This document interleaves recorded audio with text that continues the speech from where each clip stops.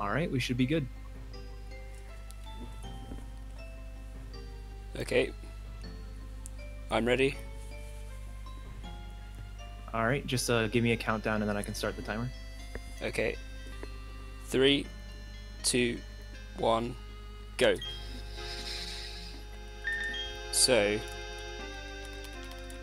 this is Pokemon Pearl, any percent glitchless, and the reason I'm starting from like the ID is because in this game you use RNG manipulation by starting your game at a certain time and then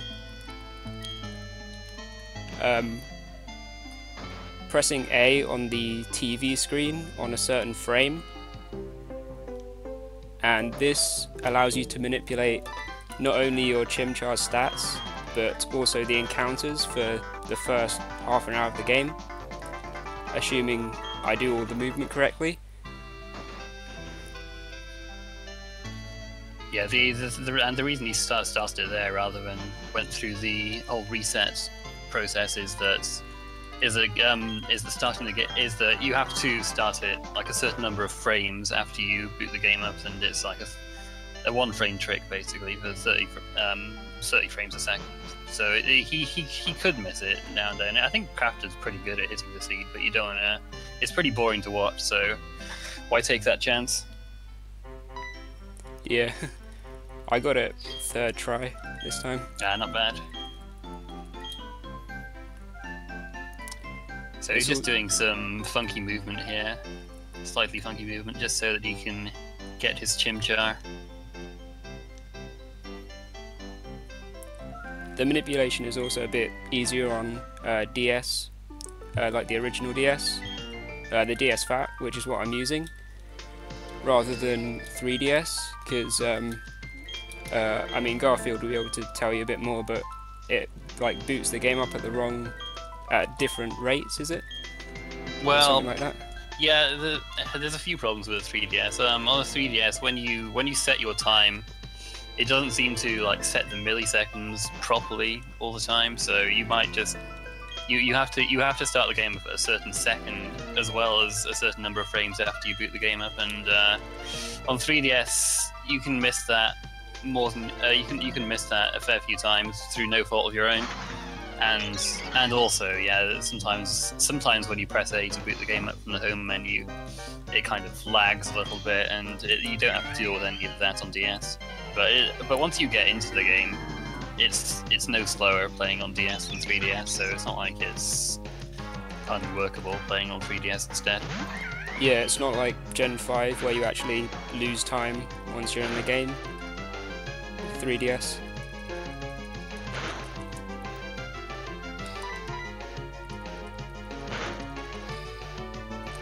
So that was a good Starly fight, didn't get growled. You can actually still two-hit it even if you get growled, if you get really lucky with the ranges. And you can also not two-hit it even if you don't get growled.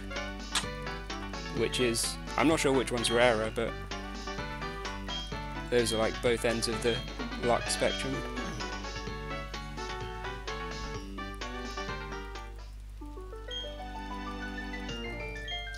So the Chimchar he manipulated has a hasty nature, and it has IV, and the IVs are 24 HP, 31 attack, 27 defense, 30 special attack, 31 special defense, and 31 speed. They're not perfect because, well, I mean, you can't.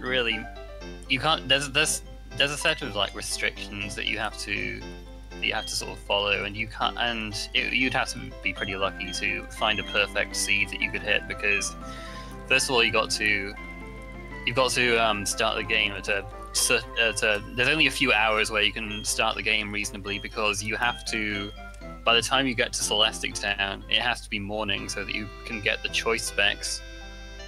And also, if you like the movement he did at the beginning in the town, that advanced the RNG a bit, and if you have to do like too many movements there, it's not really worth the getting a slightly better stats, just because it just takes too long.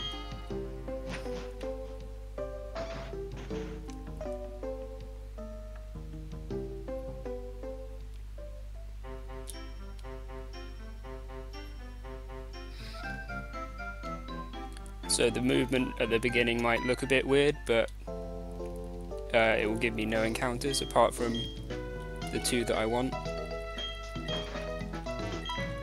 which are Starly and Bidoof.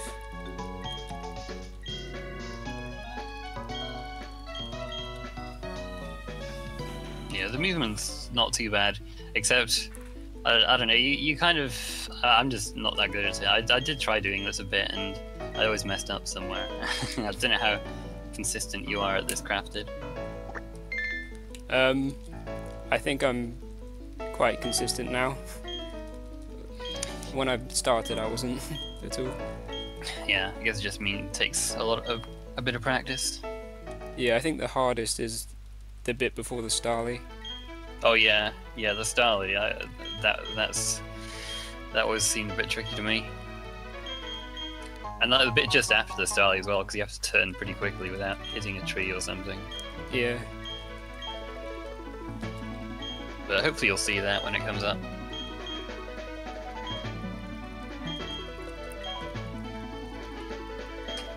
By the way, I'm Garfield the Lightning. I didn't actually introduce myself, but hello. Yeah, Garfield is one of the few runners of this game, of this category. Not many people have done runs. No, it was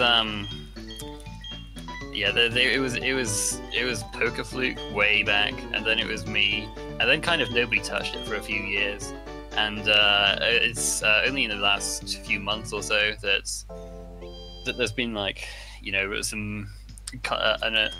been several routing improvements, and the runs have just got better in general since I ran this game, so the time's been pushed down much lower.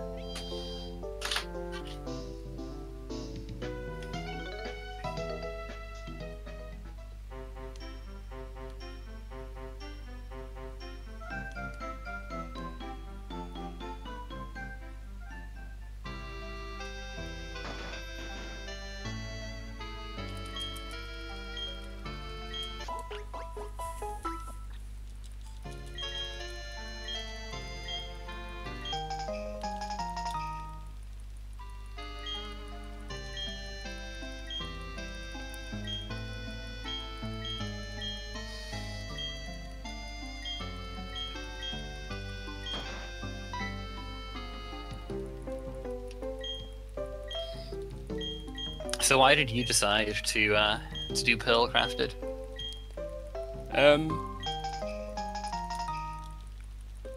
Well, I wanted to do like Gen 4, and I thought it was better than Platinum because I wanted to use Chimchar.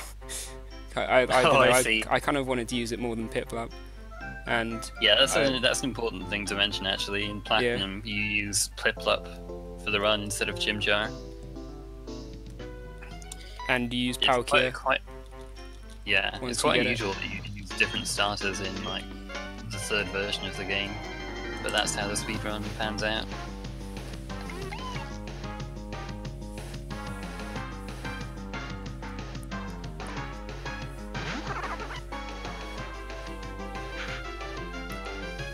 So, catching tutorial. Little break here.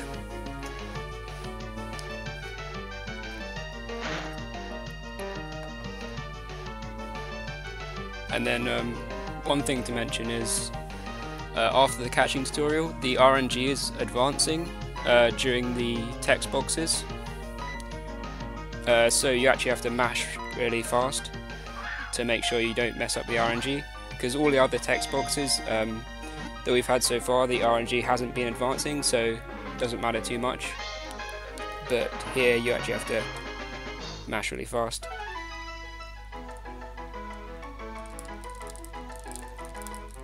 Yeah, it just seems to be like after a battle or the catching tutorial in this case. Like usually when you talk to somebody, the NPCs don't move, and that means that the RNG doesn't advance. But it seems to be whenever you like have a cutscene like this immediately after a battle, then the RNG does move. The NPCs do move about. So that's kind of a bit annoying, really. Now this is the first fight, the first trainer fight in the game, and this is actually quite a big run killer because this Starly does a lot of damage because you have a minus defense nature, so he does a bit more as well. But yeah, I mean, yeah, Naive would be.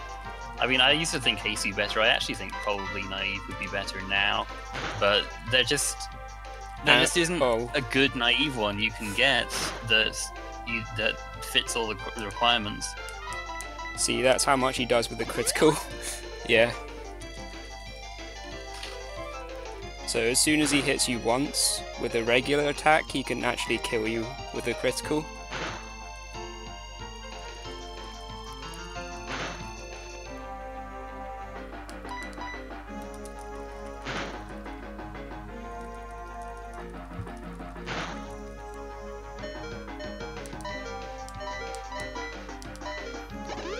Healing twice.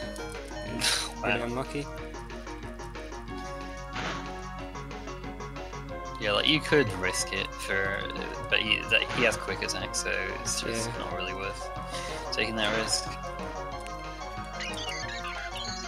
But Pearl is a game with a strange AI in that no matter who you fight, they kind of seem to pick their moves a bit at random, so you never really know what to expect. Yeah. The only exception is double battles where it seems more fixed. Yeah, it seems a bit. It's still a bit, it's still not great, but it is noticeably better than single battles. Yeah.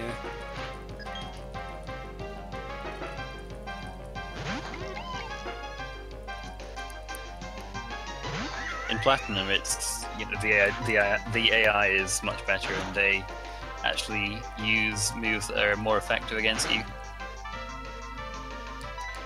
So in a way, that makes it different to root this game, because you can't just say, oh, I'm going to take this much damage here and it's gonna do this to me. You kind of have to be a bit more flexible. So he missed me there, which means I'm not going to be in Blaze for the second Bidoof. This Bidoof, if you're in Blaze, it's a 9 in 16 range. If you don't know what Blaze is, it's Chimchar's ability, which is when he's at or below 1/3 of his health, his fire moves do 1.5 times damage. So that's going to be useful throughout the run. Yeah, I always thought those abilities were, great for speedrunning, because it always looks so cool when you're at low HP and you're just, killing everything, sort of. Yeah. So this is my first encounter of the run, which is a Bidoof. And I'm in Blaze, but that's fine. I know this Bidoof stats, and I know it will live on at least 1 HP with this attack. So, okay, I didn't burn or crit, so that's good. But yeah, if you crit this Bidoof or burn it and then it dies, then that's just run over, because obviously you're manipulating the encounters and you haven't got another one. But for the Starly, I've actually got a alternate movement where I get another one if I crit it, because it's a bit further in, so it's easier to route some movement to get a second one. But Bidoof I don't, so I'm glad I got it.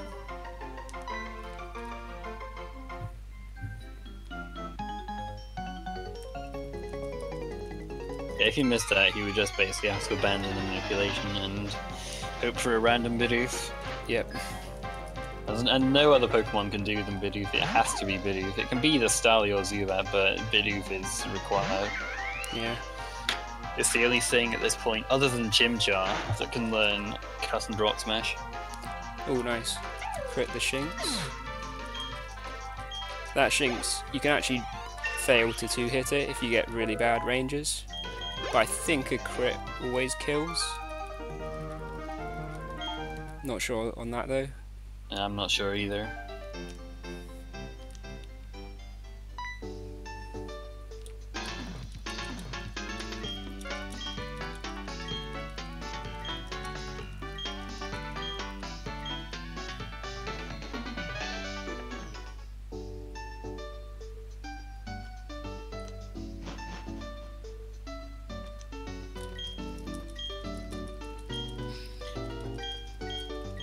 By the way, the reason you picked the girl was just to save some text. That is, she's about, what was it, 6 seconds faster or something like that?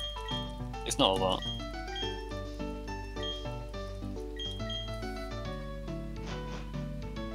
Oh, Pokerus, you can't. It doesn't quite work the same way as in other Gen 4 games, Pearl, because the battle RNG is not set from when you enter the battle. It advances like on every frame, so you can't. So manipulating Pokerus is, you can't do that in Pokemon Pearl, but you can do it in Platinum and in Heart Gold, Soul Silver.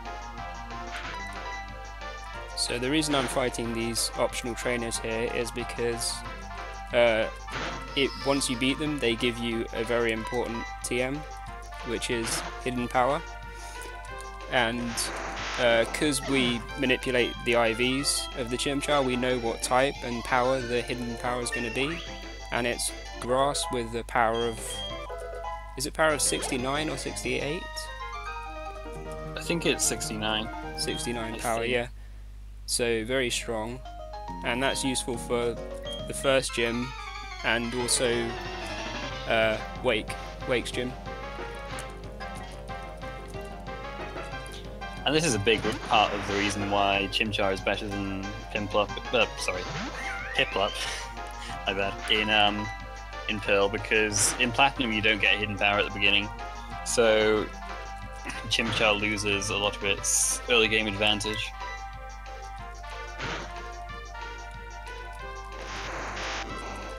So yeah, the second Abra you can finish with Ember even if you're not in Blaze, because you've got an extra level. And that saves a bit of time because it's got less letters than Scratch. Yeah, as you can see, text is not that fast in this game, so you know, you save letters where you can. So I'm going to teach Hidden Power straight away because it's useful for the rival fight.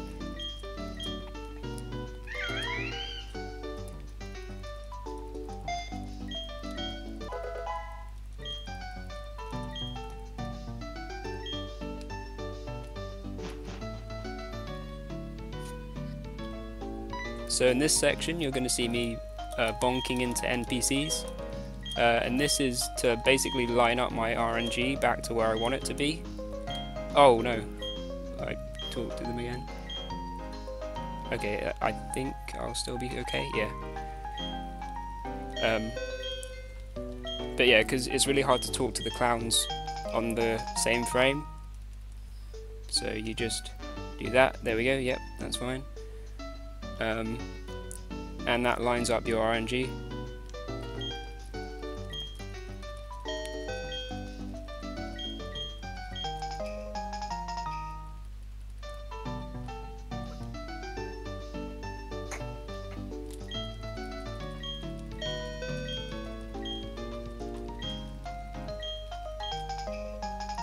Oh yeah, something I didn't mention. When you finish talking to someone, you can just clear the last text box with like the input of where you're going next, and it cancels the turn frame. So bonk into that NPC, yep, okay, there we go.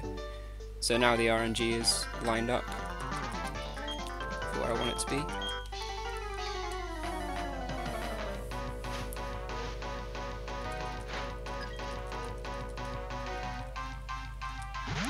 So if you've seen a Platinum run, then this rival fight is pretty awful. But since we have Hidden Power, it's a lot better in this. Growl. Okay, that usually I would use Scratch and then Hidden Power on Piplup to because when you get a Pokemon to low HP on this fight, the rival comes out and talks and says, "Oh, his HP is low," whatever. But because he growled me, Scratch plus Hidden Power is going to be a range, so I'm just going to use Hidden Power. And this actually has a 1 in 16 chance of KOing. And yeah, missed it by a mile. But yeah, he does that. because his HP low. That's why you would normally use Scratch first, but couldn't this time.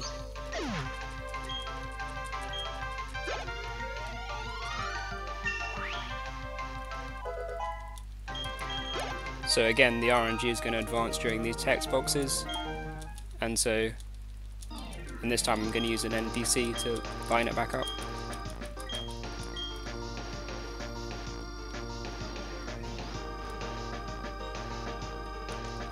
Alright, that was the hard movement, I did it right, so that's good. Got the Starly. Good job.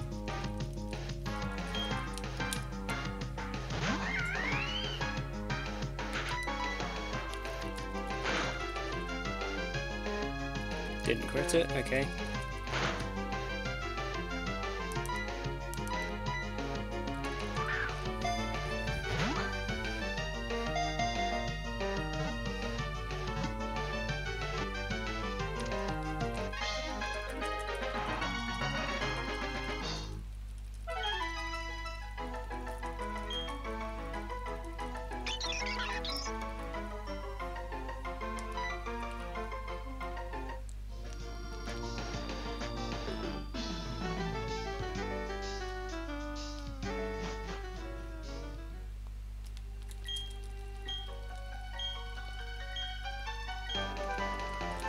So here we get Rock Smash.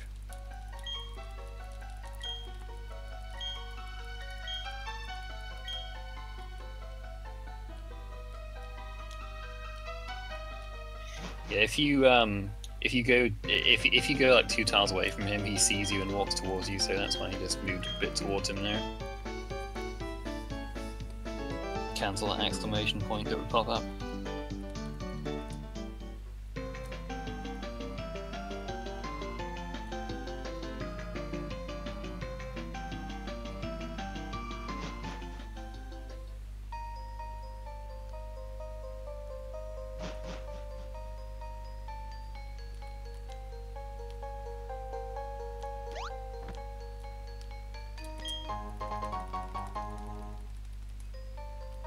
So the escape rope is just for right here to escape out of this after sending Rourke back to his gym. And because my HP was fine, I don't need to heal. But I will teach Rock Smash. So if you didn't have hidden power, you couldn't take Rourke on just as Chimchar. That would just be suicide. Yeah, you'd have to fight some optionals to evolve.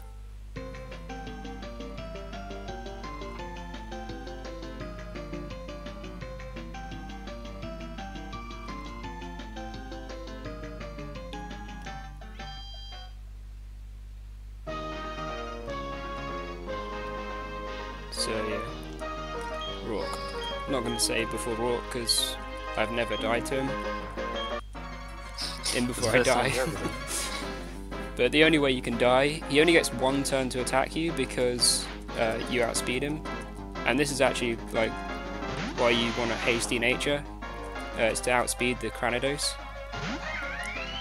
The only way he can kill you is if he criticals with Headbutt.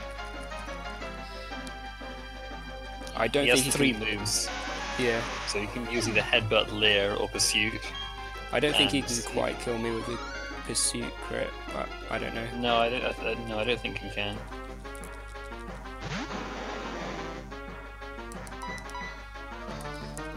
So it's really nice if you can get a critical on the first turn with Cranidos, sorry, because he heals the Cranidos, so it takes 3 turns, and if you get a crit on the first turn, it takes 1. So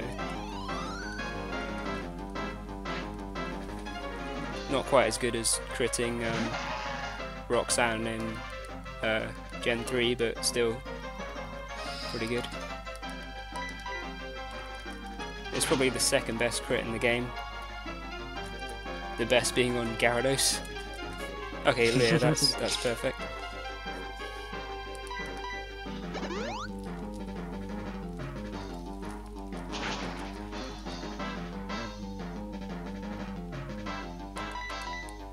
Yeah, this fight would be a nightmare if he outsped you.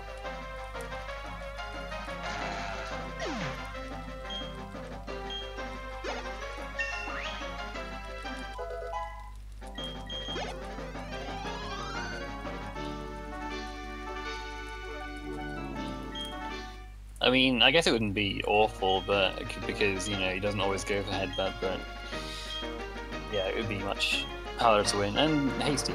And being plus speed is just pretty helpful for a lot of the run anyway.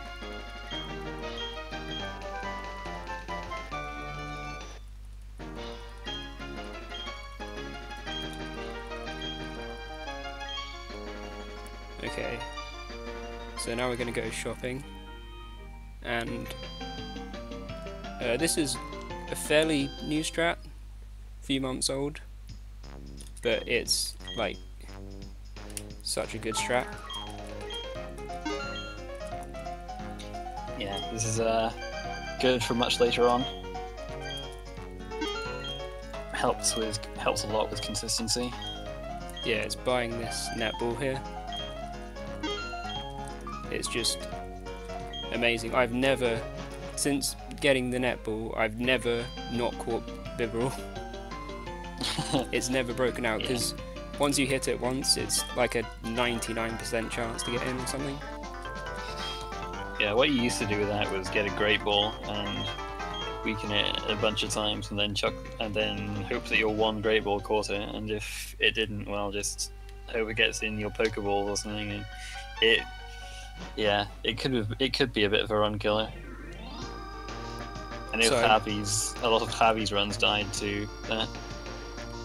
Yeah, I messed up the movement a bit there before the cave, but luckily at this point the RNG minute is a bit lax because there's a big window with no encounters, so I was still fine to get no encounters on the way back. And then after this fight there's like 2 cutscenes which basically messes up the RNG minute, and you have to just use repels from now on. Yeah, but we didn't used to be able to RNG manipulate the whole way there, so yeah. Good job.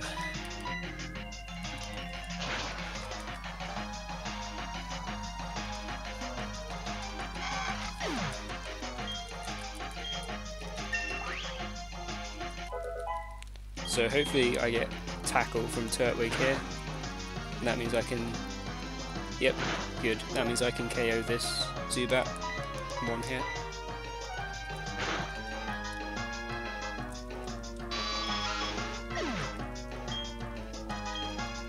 Yeah, this is kind of where the slightly better AI and doubles comes in, because Turtwig usually goes for tackle. It can go for like absorb or something stupid like that, but most of the time it will go for tackle, and that helps you out. Yeah. There's definitely something about double battles which means there's better AI for some reason.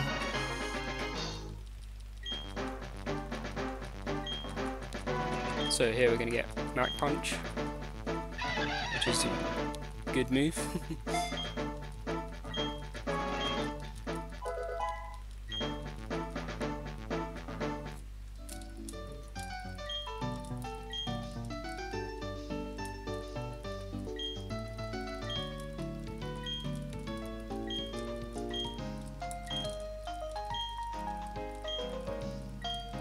Are we going to get the most important item in the game going up?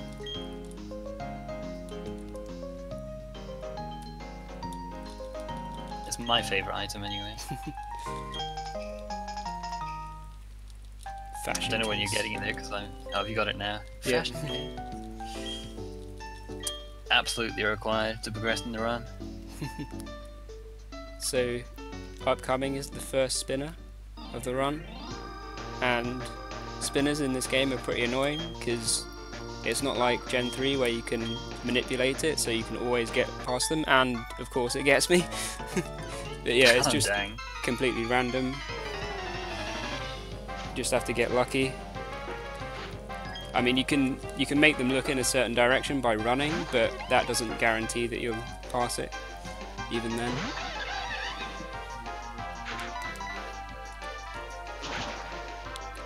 Yeah, I think what happens is that they can spin once every 16 frames, but there's nothing you can do to like reset that counter.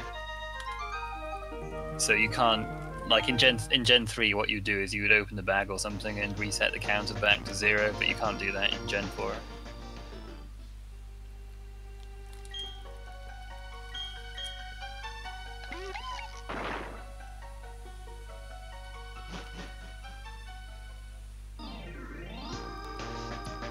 I refuse to accept MK's. MK's basically trying to say that the fast pace is evil, so I can't. I don't want to agree with him, but he does know a lot about Gen 4 minute. Wow, 2 spinners already. This is going well. Dang man. At least these spinners aren't too difficult to beat. Yeah. There are worse spinners to hit than these guys. Actually, extra experience can be helpful later on. Yeah. You have to get a lot of extra experience though, so you have to hit like give too more much. spinners than this.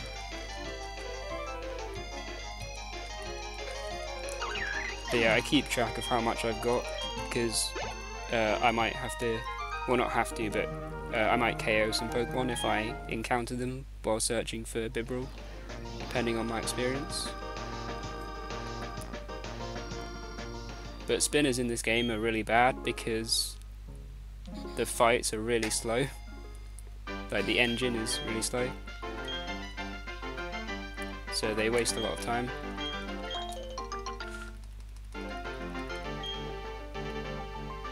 So getting the Petra Berry there, that's for Mars.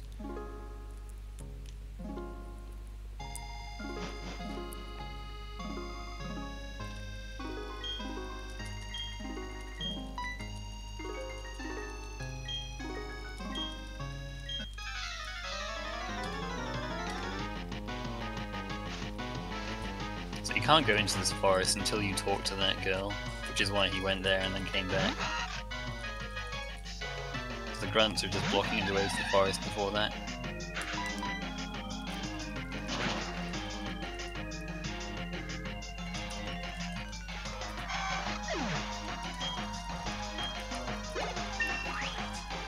At least this extra experience is going to give me 16 for Ugly,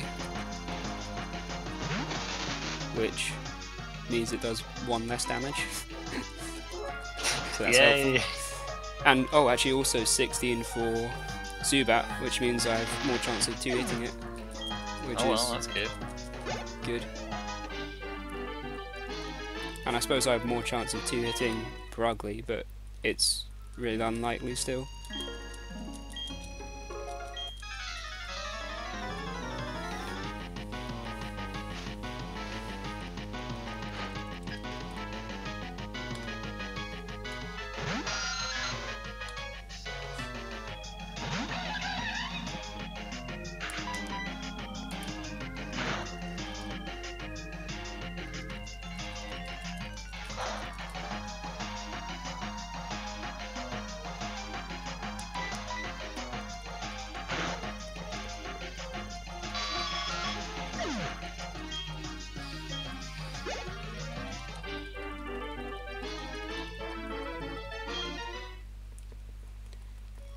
Yeah, I like the Team Galactic music, which is good because you fight quite a lot of them.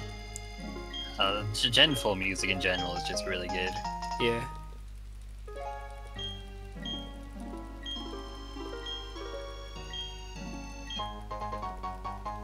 Unfortunately, we don't get to hear my favourite in this run, Route 225. Gotta get on that, those round 2 runs then, don't you? Yeah.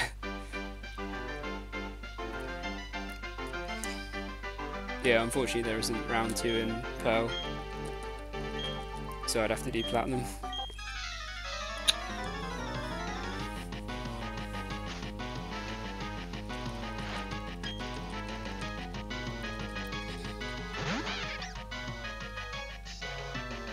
I think I'll get Flame Wheel before one of the Abras, I think, on this experience. If I hit that Hiker or the one in the Windworks, I might get it before both.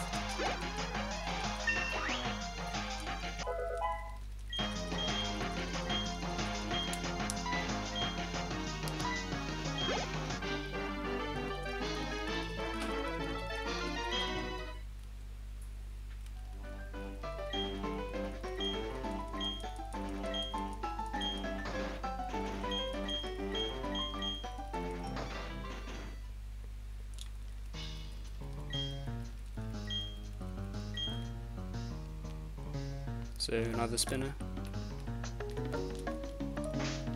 And here I kind of manip this guy by running a bit. Yeah, it's not perfect minute, but it does make him face the other direction, so it's helpful. So I'm saving here because this fight can kill you, and I don't want to have to run all the way back. It's the first of the commander fights against Mars. She's basically the biggest hacker in this game because of her Perugly.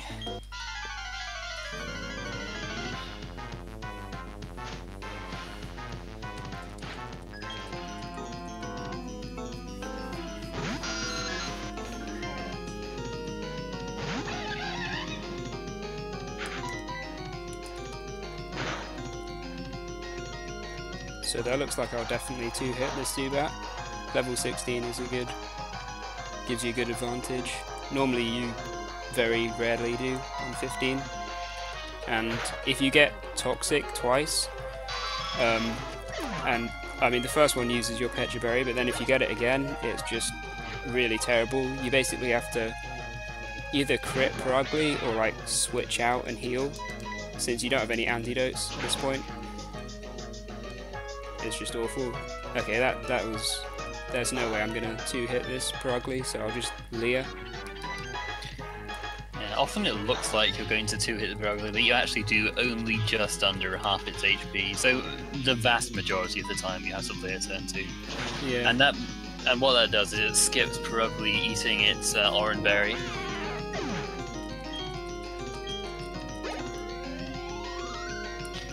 It was level 16 Perugly. Glameow doesn't evolve to level 38. Biggest hacker in this game. Yep.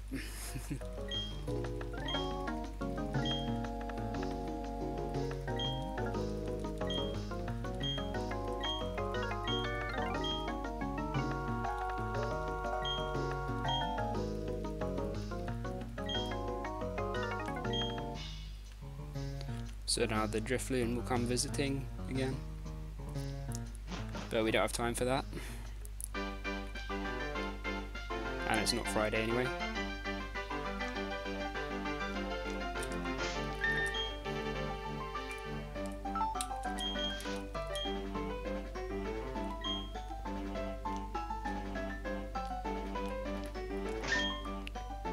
Alright, nice. Got past that hiker. That hiker is really annoying. He has 4 Pokemon, and one of them doesn't die in 1 hit. So he's really slow. The only good thing is he gives a nice amount of experience.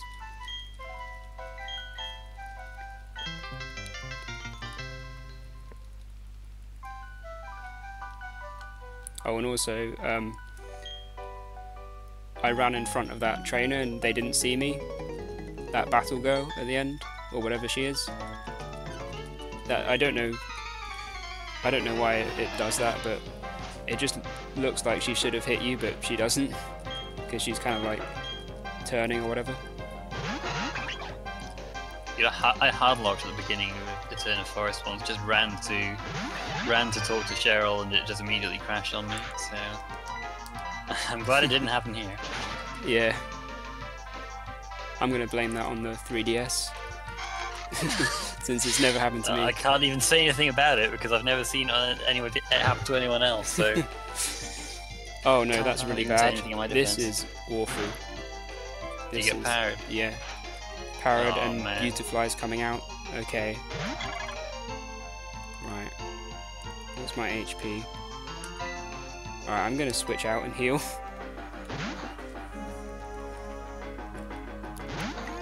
Because. As we were saying about the double battle AI, Beautifly like almost always uses Gust on you, and it's faster if you're paralyzed. Ooh, Chansey's going in. So I'm going to heal him.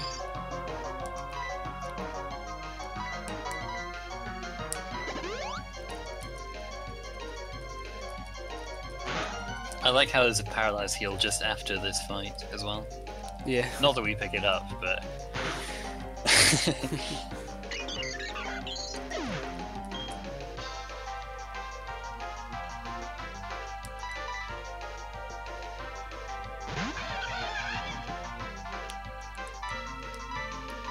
So I really want to get through here.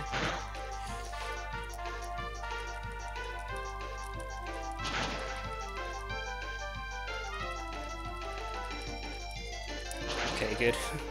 Phew. I'm not gonna die here.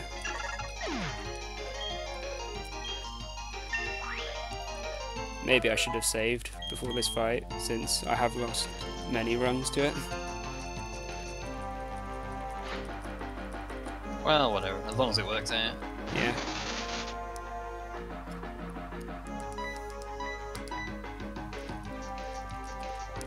If I went into this fight with Blaze, I would attack the Pachirisu first. But since I didn't have Blaze, I'm hoping that...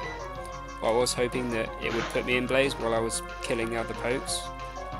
And then I would be able to Blaze Ember it, but instead it just paralysed me and ruined everything.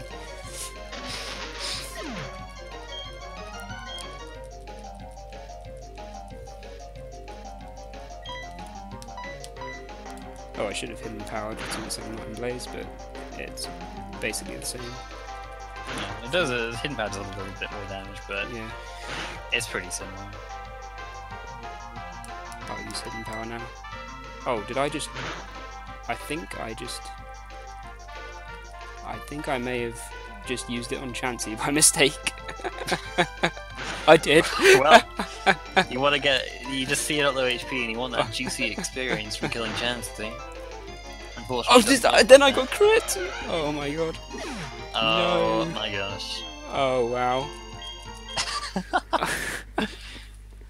This... now I'm back home. Wow. Great.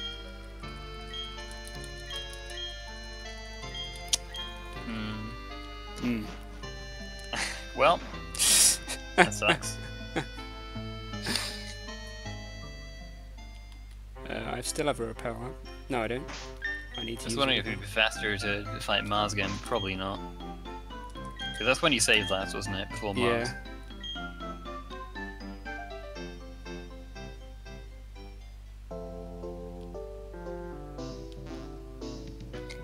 I blame myself for assuming that the fight was won.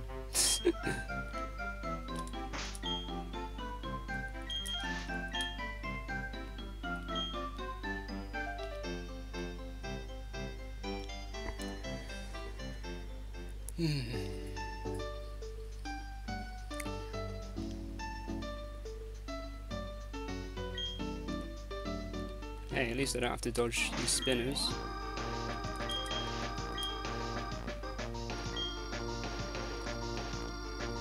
It's okay, my estimate is way above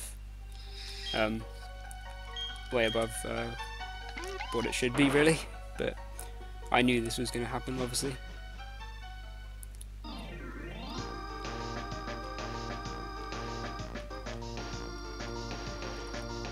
Damn, Pachirisu.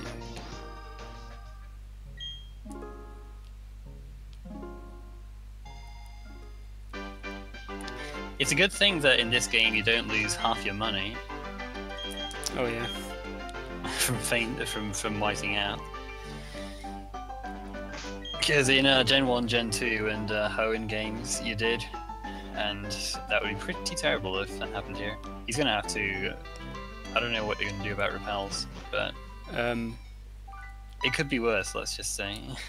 if the mechanics Go are through this slightly cutscene again. Alright. Alright, not saving again, because I can't die twice in a row, there's no way. There's no way. Oh my god. Oh my god. Okay. Don't do this.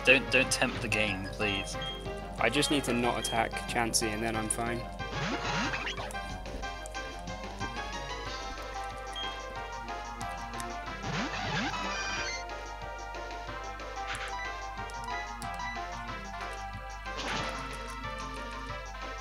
So I'll just pick up an extra item to sell.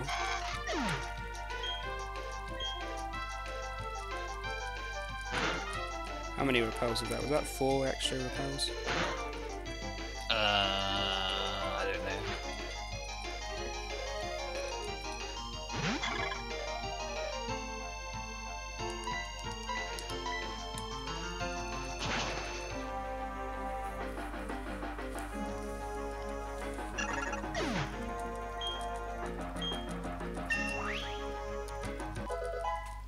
Okay.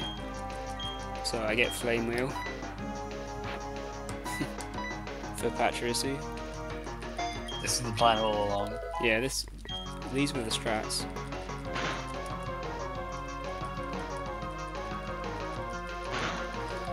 Alright, I'm just gonna kill Pachirisu now before it paralyzes me.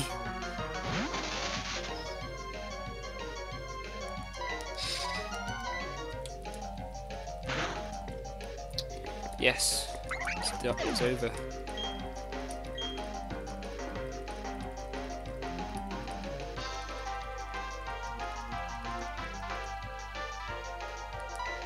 So did that give you all the extra experience you needed?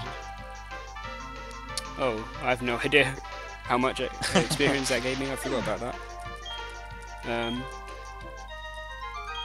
Yeah, no idea. I guess this situation doesn't really come up in runs ever. No.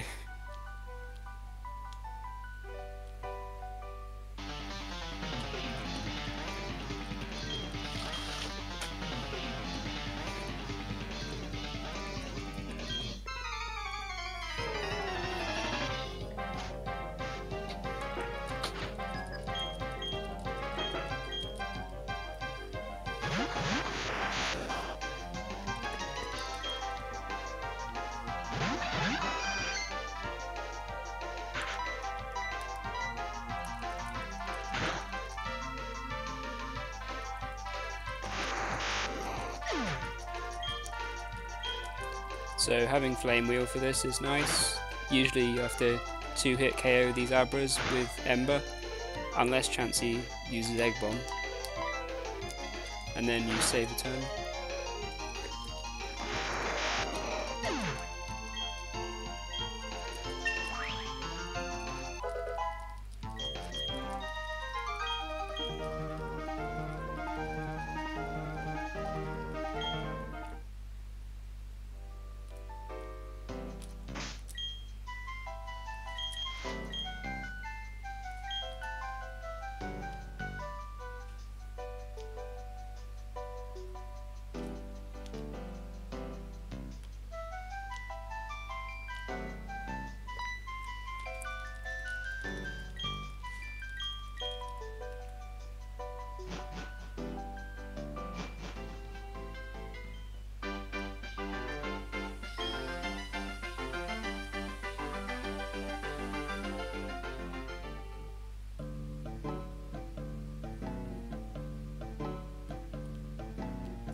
So straight to the gym. And this gym is pretty challenging. As you might imagine with a Monferno.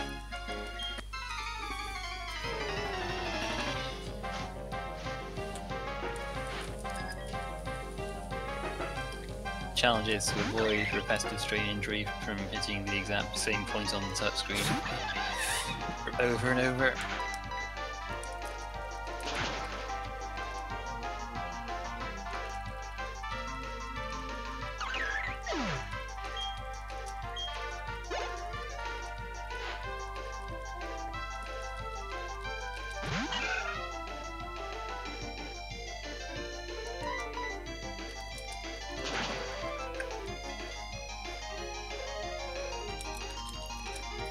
You also have to make sure you don't use the wrong move.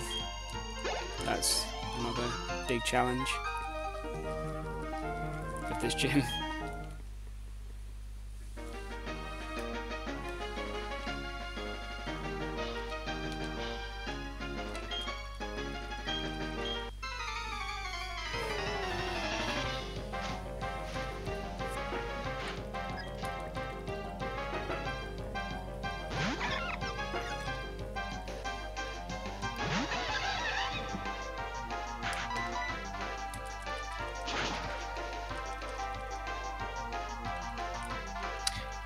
actually Gym Freak's supposed to be good range even on this attack. Yeah. It's really Probably bad maybe range. not at the level. Maybe not at the level he's at now, but usually Oh yeah. it's 1 in 16 chance to live. Yeah, I'll have 22, so I'll be fine. But it's really bad if you miss it because she heals, and also it can use Reflect, which means it then takes 2 hits to KO, and then Roserade takes 3 turns instead of 2. So it's really bad.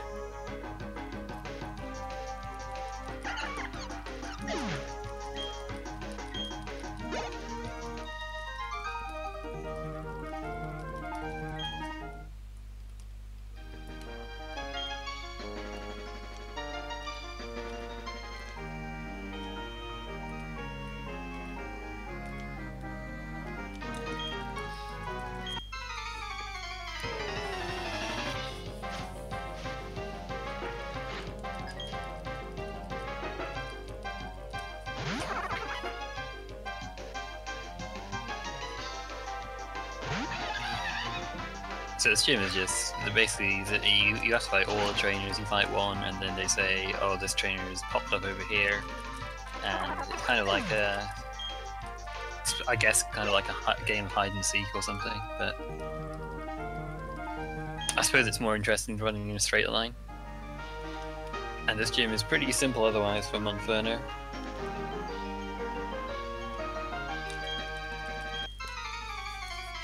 But a lot of the gyms in Sinnoh are kind of have this trend of being a bit convoluted to go through.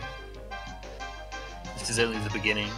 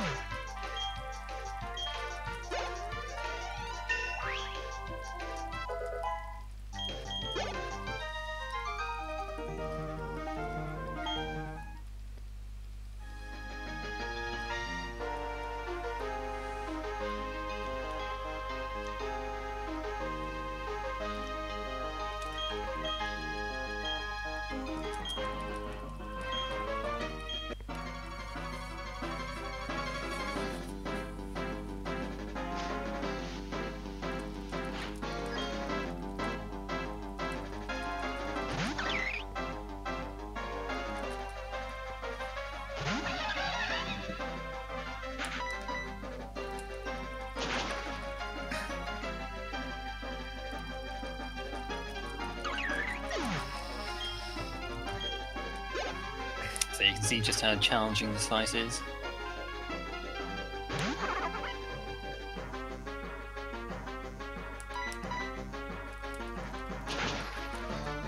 This fight can actually go pretty badly, because, well, relatively, because you have a speed tie with Roserade, and it has Poison Sting, Stun Spore, which are annoying. It would be difficult to die here, though. Yeah, it usually just wastes a bit of time. Okay, so hopefully oh no, I'm level 22, aren't I? So I always outspeed it. Usually you're 21 there, so you have a speed tie.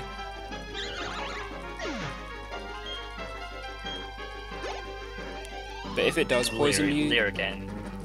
Yeah. If it does Leer poison again, just you... avoid the berry. Yeah. If it does poison you, you can go down to a lower HP, so that the skunk tank coming up can put you into blaze with its hit, which is useful. You'll see why when I get to it. Yeah, he doesn't have any antidotes yet, but he's going to buy some status healing items and some general healing items. Yeah.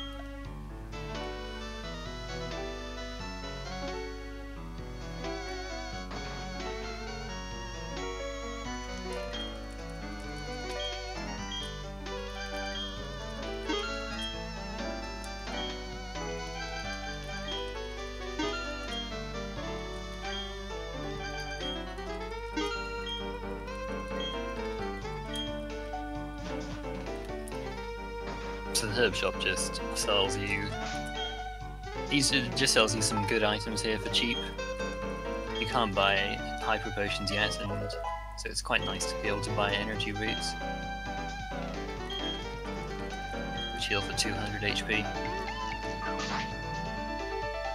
You don't use a lot of them though, and you'll be able to. And by the time you'll need them. Well, I mean, it's nice to have a few though, but you can buy. It's not. You don't have to buy loads because you can buy hyper potions later.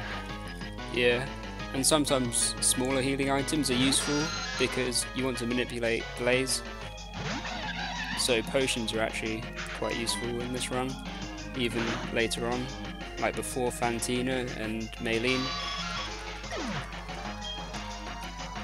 They can sometimes be useful.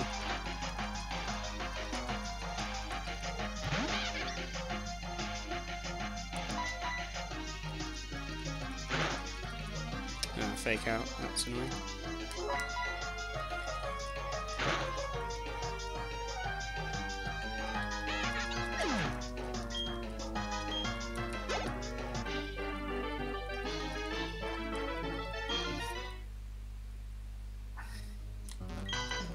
Oh, you can actually just Mach Punch that. They have the same priority in Gen 4. It just depends whether you want to take the risk of fake out or if you want to avoid super effective text. It's not like fake out's that common, to be fair. Yeah, I think that's why I started flame wheeling, because I've never got fake out. Oh yeah, because I can, yeah. What am I talking about? Because, yeah. Yeah, I might just Mach Punch that from now on then.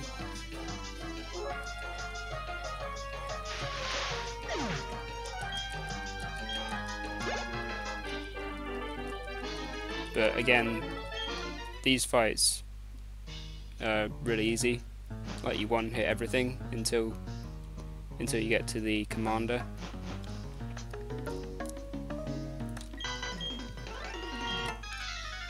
I think in Platinum you don't have to do any fights here, you can just go straight to the top. Yeah, I think that's right.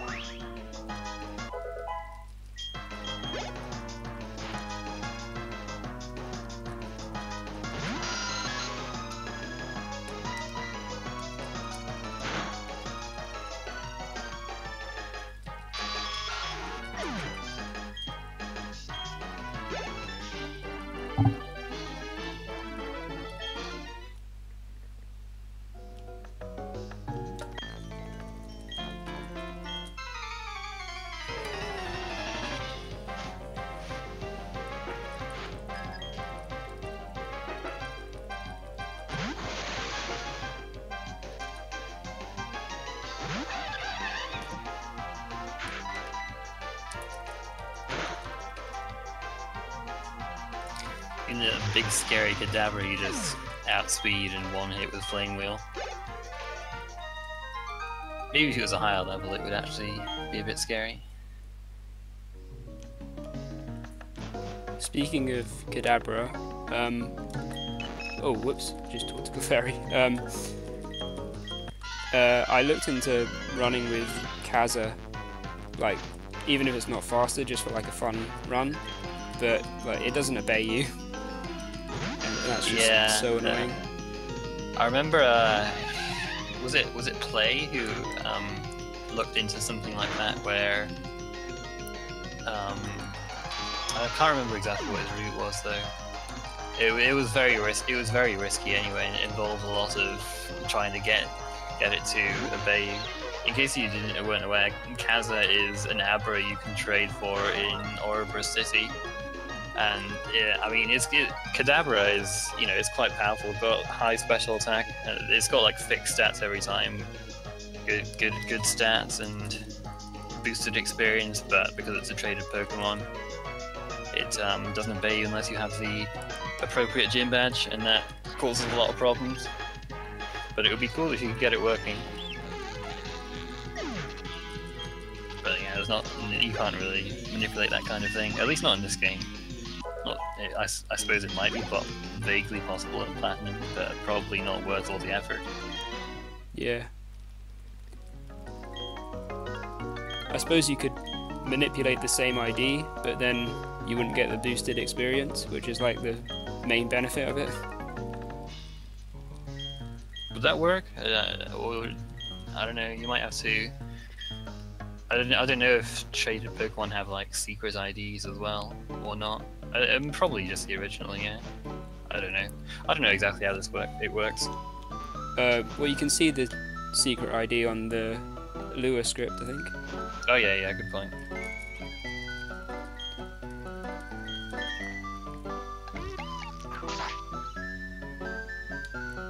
But yeah, Kaza is traded for a Machop, which is useful because you can use Machop for the first gym before you trade it.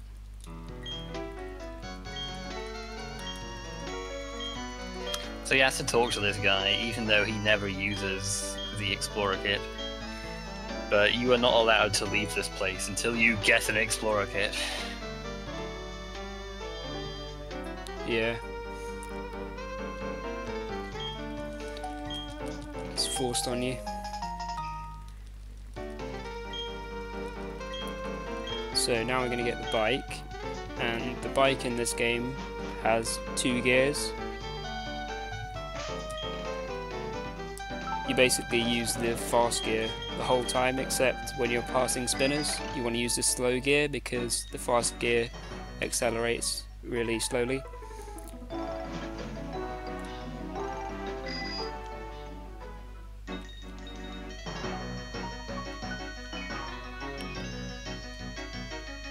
Dodge all the trains on the cycling road.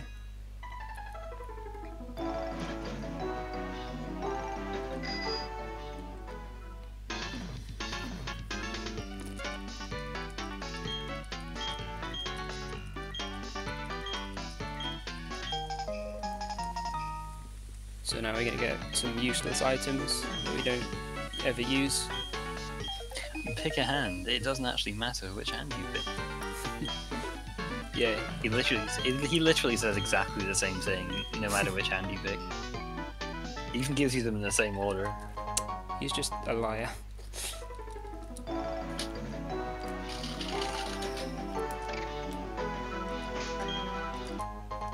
So get this rare candy, useful later. Ooh.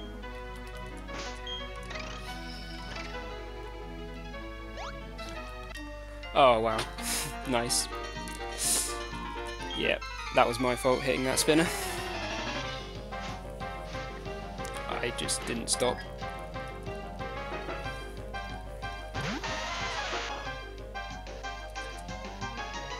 Yeah, on the bike, if your reactions are good enough, and if you play like absolutely perfectly, you should be able to dodge all the spinners. But there are just so many, and this game is. I mean, and movement can be a bit tricky on the bike as well, so sometimes you can just hit them. It's a good thing you got hidden power though. At least now I won't have to dodge this guy later. Oh yeah, you have to come back this way later on. That was my plan. Man, all these next level strats. Yeah.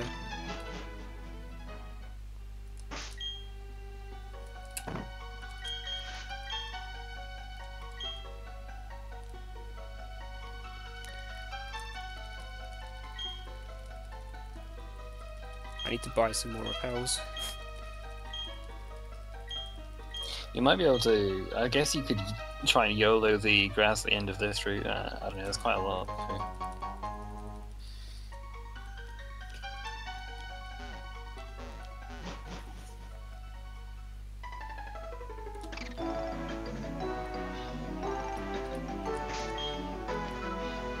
you just saw him pick up the first of many PP restoring items. He's going to Wow. pick up a lot of those throughout the run. Well, that He was doesn't just- need them yet, but he will definitely need them later.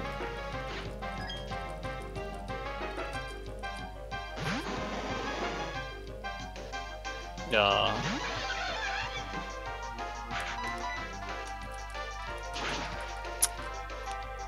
I've definitely got enough experience now, I'm sure, because I Yeah. was a bit lost after that death.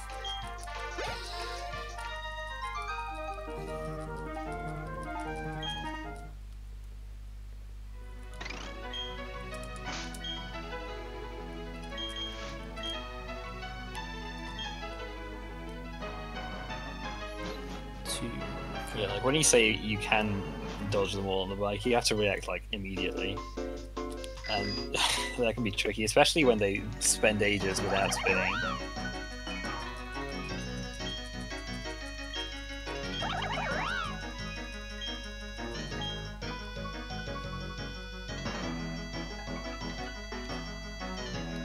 I'm just going to quickly detour to this mart.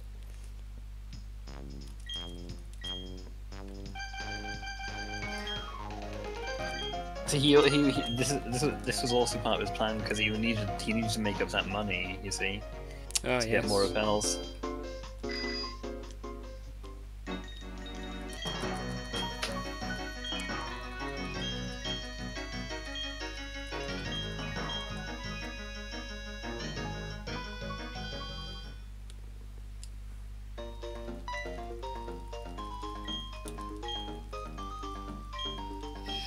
There we go. This is the point where the fashion case comes into its own.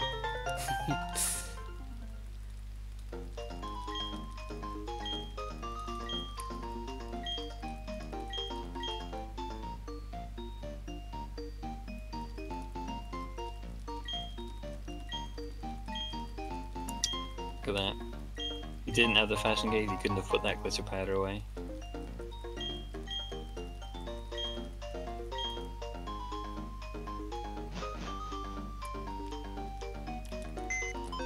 So here I'm going to deposit my slaves and also Monferno to heal him. But I'm going to leave my slaves in the box because in this game, if you only have one Pokemon and you if you only have one Pokemon, the double battles won't fight you. So there's 2 double battles, one on the next route and then one in the tower. And because I only have one Inferno in my party, they won't fight me. And I don't need my slaves anyway for the next bit of the game.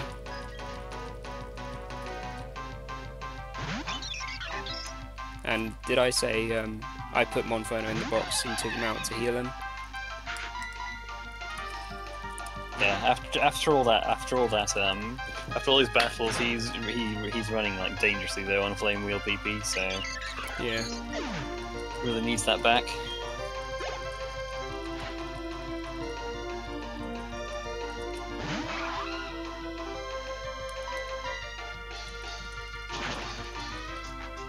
So I really don't want Growl here because it's really bad. And I get it. Then Growl is bad here because it's already arranged to 2-hit the Ponyta, and it also has Growl. So now I'm going to Leer, and that basically means I can 2-hit it as long as it doesn't use Growl as well.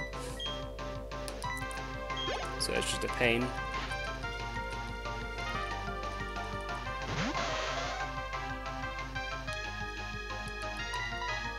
yeah, I mean this fight is not dangerous at all. He's never gonna. You're never gonna lose this fight, but you can lose a fair bit of time. Yeah. 1 Growl is awful, and then 2 Growls, you don't 1-hit Roselia. So it can waste a lot of time with Growls. But only 1, that's alright.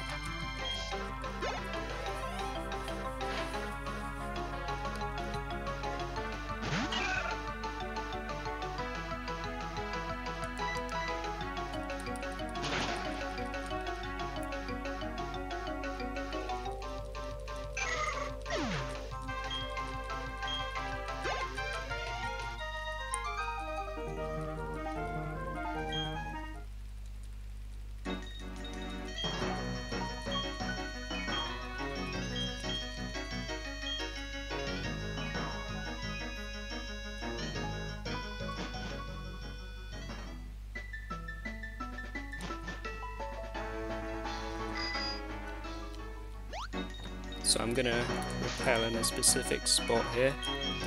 This is because I want my repel to wear off after the Lost Tower. And you saw that he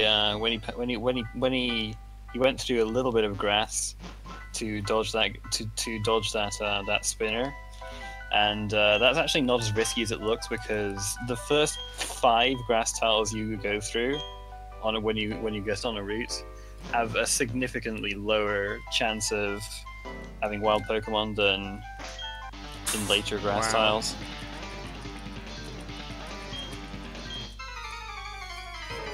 Another spinner. Jeez.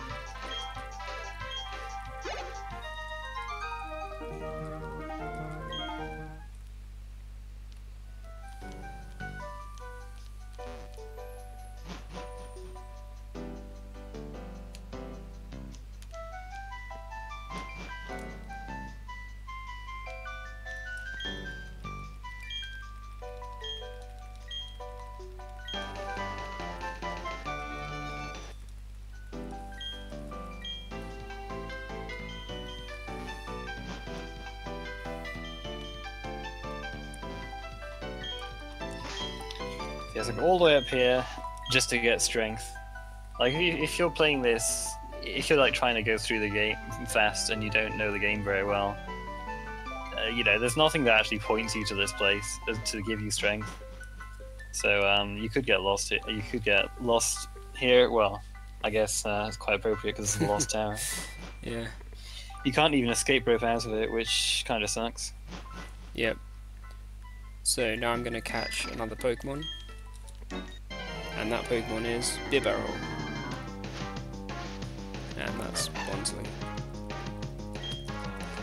But yeah, Bibarel is very important for this run, because you give it 4 HMs, and also it's used in double battles because it's quite high leveled compared to your other Pokemon, so it doesn't level up as much. And it has Defense Curl, which is a really quick move.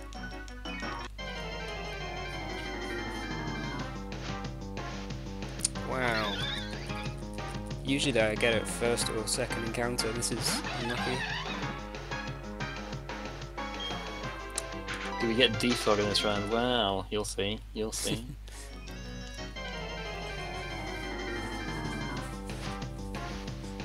Wow. Chansey. If I didn't have a lot of experience, I could KO this Chansey. Or other Pokemon. Oh wow, you wrote to Chansey as well, Yeah. goodness me. Wrote to Chansey for running into Bibarel, goodness me. This is really unlucky.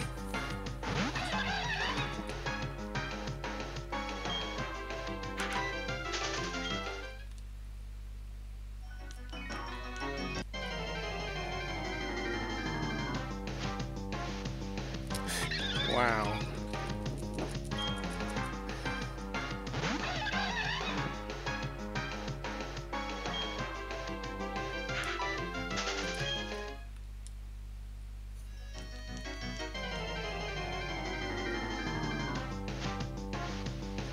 Finally.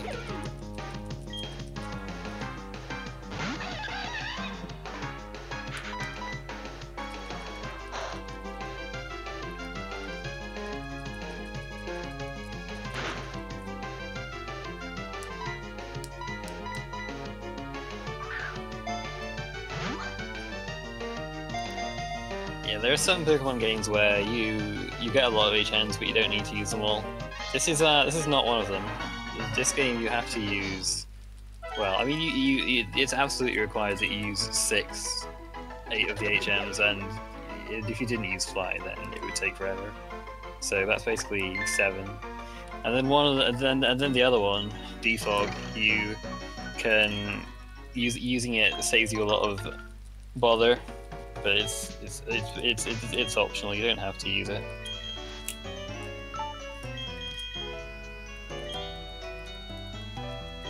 So I'm going to equip the Persim there, because this next fight,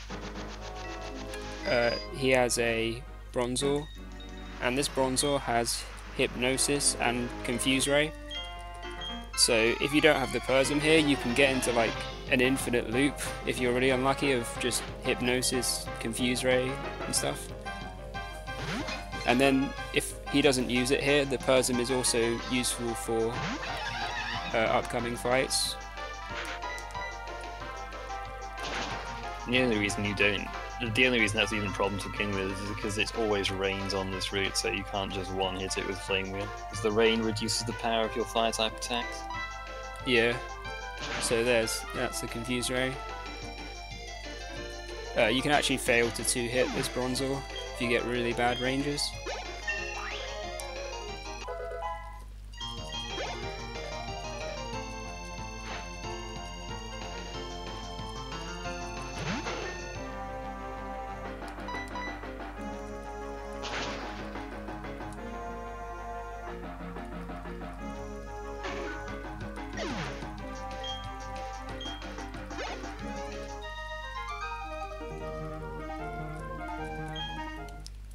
So I'm going to pick up another Ether now.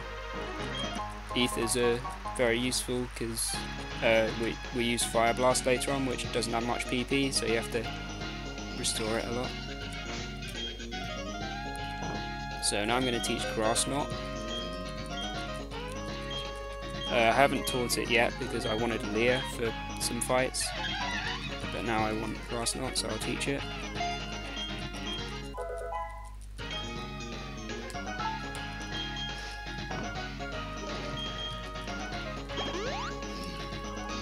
You still want Hidden Power Grass though, because there are some light Pokemon you face that are weak to Grass. That's Hidden Power, because Grass Knot does more power that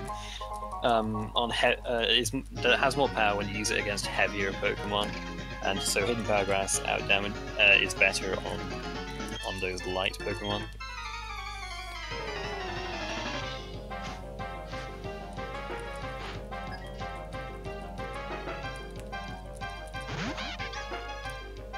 This Glameow is a damage range. You see, he sort of eased past that Jogger. It's only a problem in the morning, but unfortunately, this siege goes past these routes in the morning because, like I said before, you have to get to Scholastic Town in the morning to get choice specs. Yeah. Ooh, that's a really nice critical there on Kadabra, because if it uses Confusion on you, then you have to heal for the next fight, so really nice critical there. So this fight is pretty annoying. His first Pokemon is Monferno, and you 3-hit this Monferno. You really don't want it to use Torment. That's, like, ideally he just uses Taunt twice, because his AI is bad, he'll do that.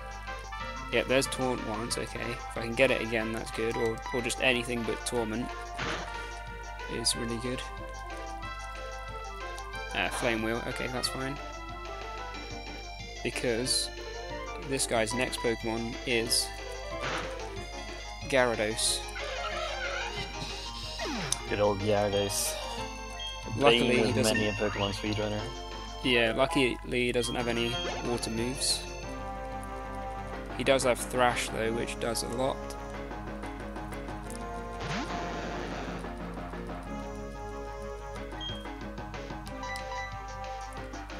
And this is what you want Grass Knot for, because Gyarados is so heavy that Grass Knot has 120 power when you use it against him.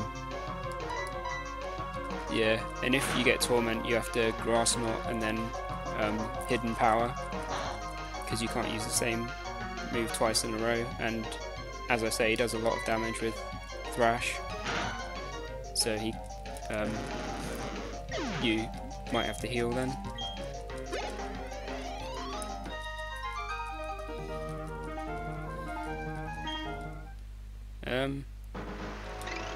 I should have enough money after all those spinners. Oh, but I bought extra power. Yeah, I'm gonna pick up an extra item just to be safe. I think you'll be alright, actually. Probably. Oh, this will mean I'm definitely alright. I guess you might as well pick up something if you're not sure. And like I'll be able to buy extra stuff, which is good. Oh yeah, it's always good for safety.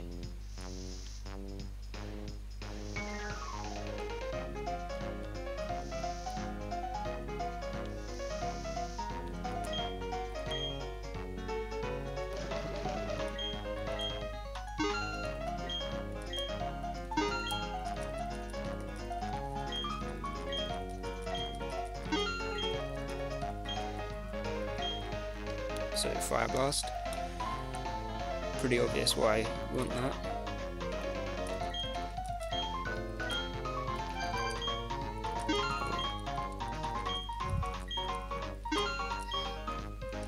The only thing that sucks is the 85% accuracy, well, and the 5 PP, and yeah, I'll be amazed if Crafter goes through this run without missing a Fire Blast. Yeah.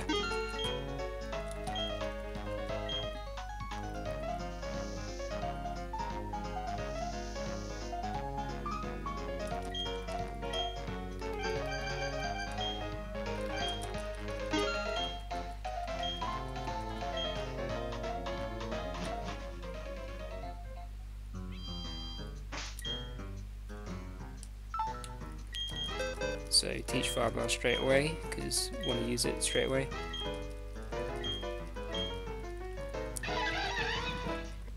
And here I'm actually gonna enter the Pokemon Center here.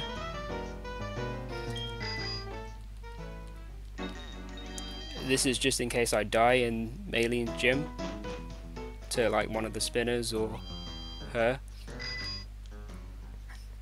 I don't have to kill them way back. Are very, very dangerous. Yeah.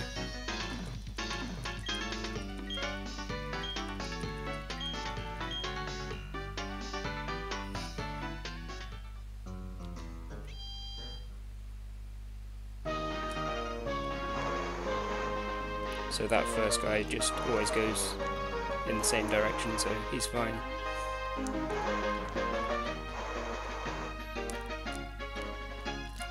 It's one of those gyms where you just have to go back and forth, pushing all these little... I don't even know what they are.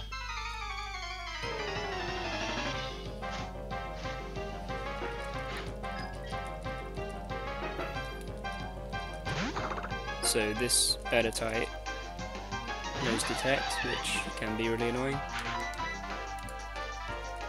But I got him, so that's good.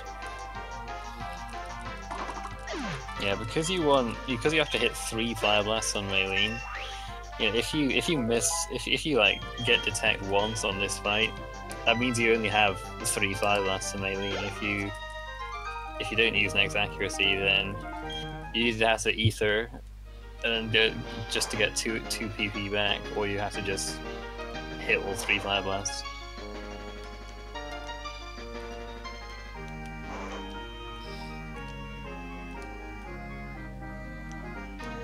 And Maylene's Meta-type has detect as well, so it's even more annoying.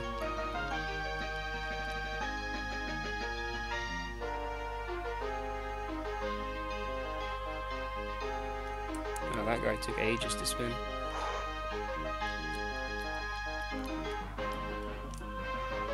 Okay. Got past those spinners.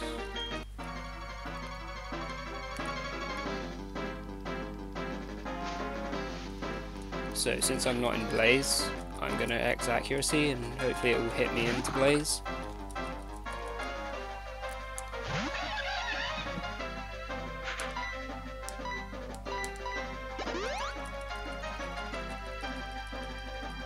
Nope, so I'll just have to X special then.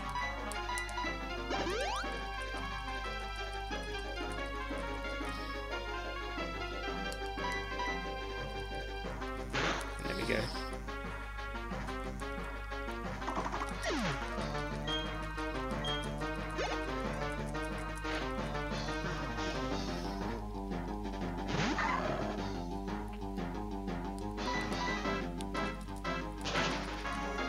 this is quite a good HP for the next fight. The next fight you want to try and get into Blaze. So you don't want to be too high. And it's a double battle, so as we said before, the AI is a bit more predictable.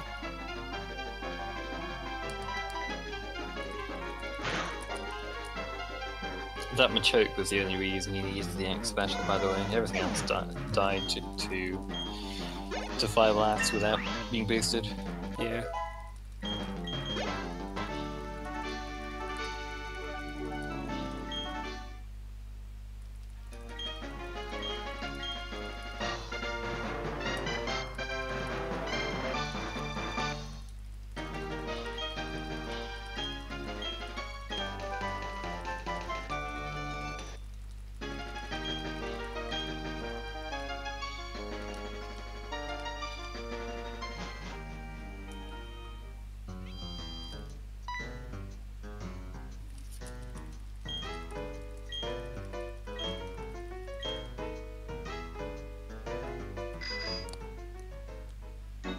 So I still have 1 Fire Blast, which is fine for this. Oh yeah, and I'm going to talk to Lucas from above. So they move off the screen. They have less space to move off the screen after the fight. Ah, the strats. Yeah. That's quite a new one. Someone in my chat noticed it.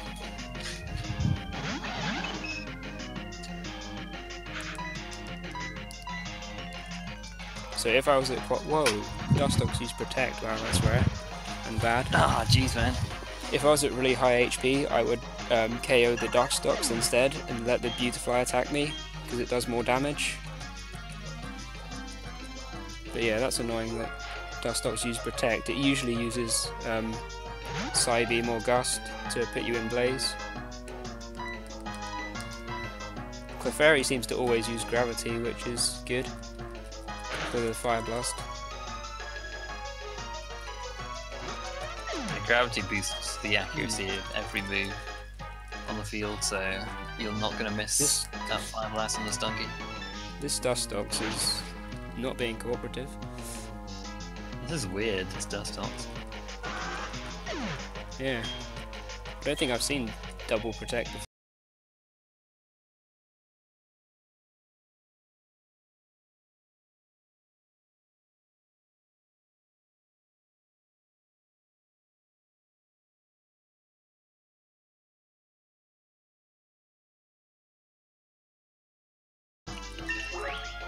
I think the stream went down. I think it's back up now.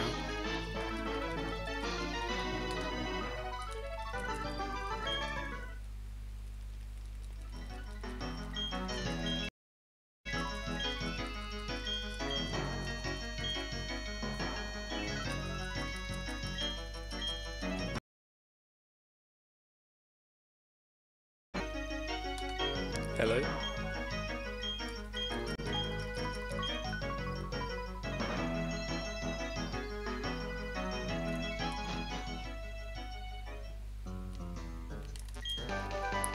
So pick up Fly, this is for later.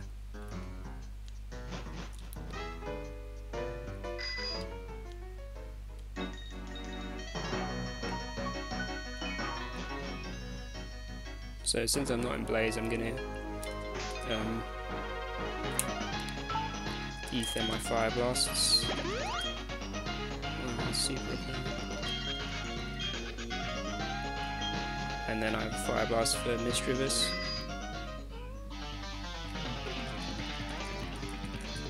I think I've disconnected from Discord. I'll just try reconnecting.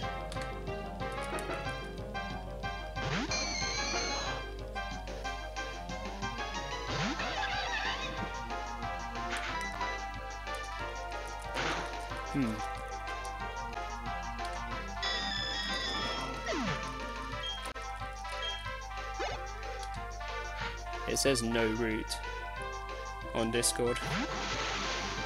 This is odd.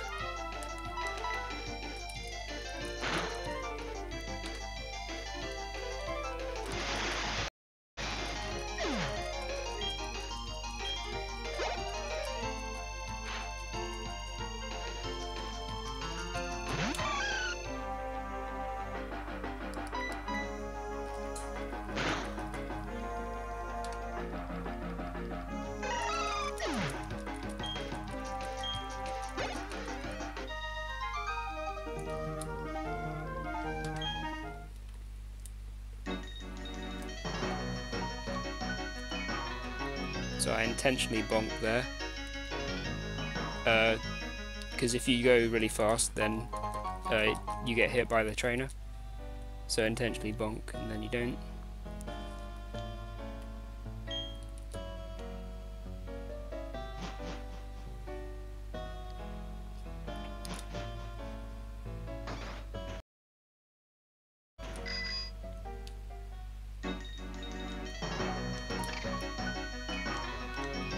Alright, that's this spinner that I just passed. You have to pass it a total of 4 times throughout the run. Never sees you. Hello? Oh, you back? Okay. I think my internet did something. Alright, well, good to have you back.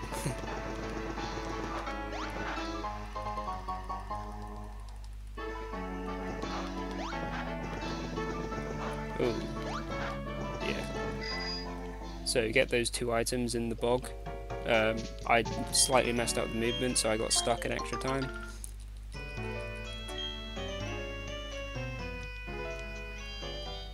Get that. You have to get stuck once in the bog, but like it's not random or anything. There's certain spots where you can get stuck. Yeah. If you do it right, then you get stuck twice only.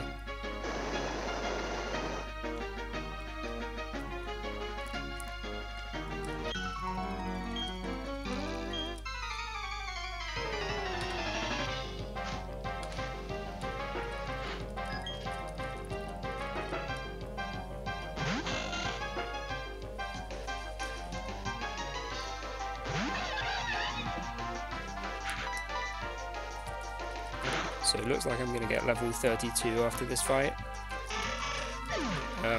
So I'll use my rare candies.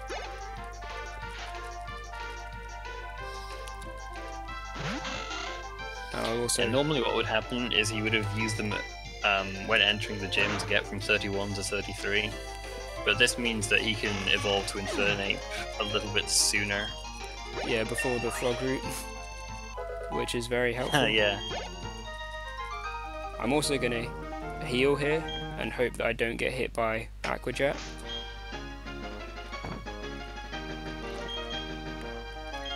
So then I won't have to heal again before Wake. And I'll also equip the person.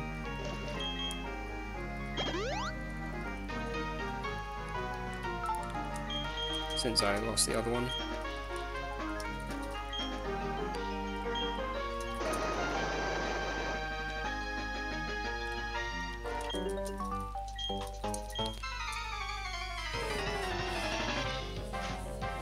So hopefully don't get Aqua Jet here.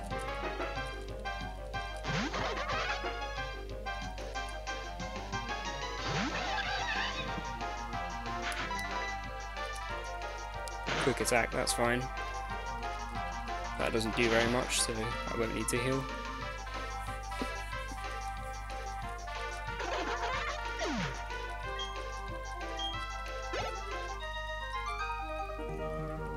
But yeah, those Wingles, by the way, for example, they're an example of why you want hidden power still, even though you've got Grass Knot. Because they're very light, and Grass Knot doesn't do much. I remember before RNG manipulation, you use Blaze Flame Wheel on the Wingle, and they still die. Yeah, you have to Fire Blast this Azurill because it has its ability is Thick Fat, and it's obviously normal type, so hidden power isn't. Well, hidden power is like a damage range on it. So if I didn't have any Fire Blast PP, I'd just go for the range of hidden power.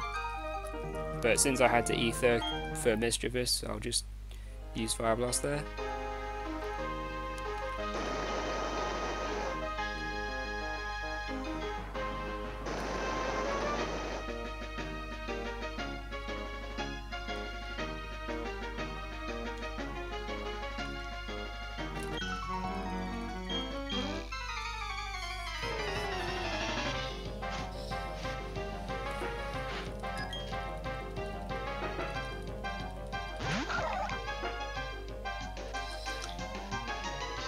if you don't candy early to get to at least level 33 for this fight, these Shellos are damage ranges. This is actually the main reason you would use the candies, I would say, because they can do annoying things like confuse you with Water Pulse or lower your accuracy with Mud Bomb.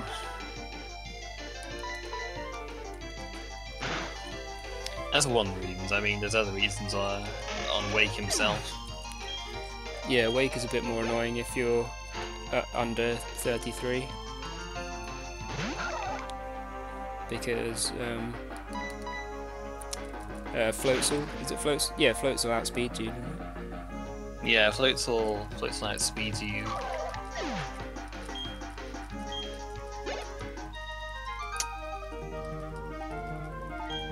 He only knows one move that can do big damage to you, but nice to avoid that. Yeah.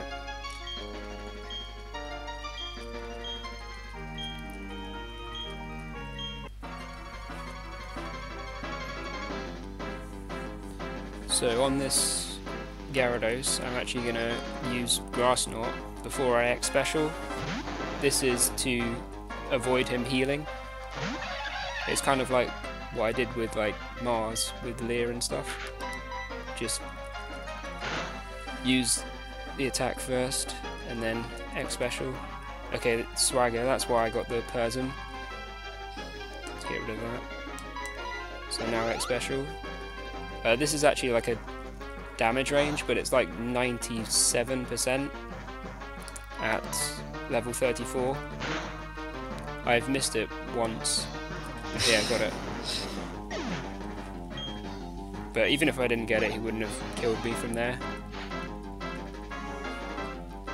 Yeah, his most damaging moves are Brine and Dragon Rage. They both do about 40 damage to you. Yeah. Well, Dragon Rage always does 40 damage to you.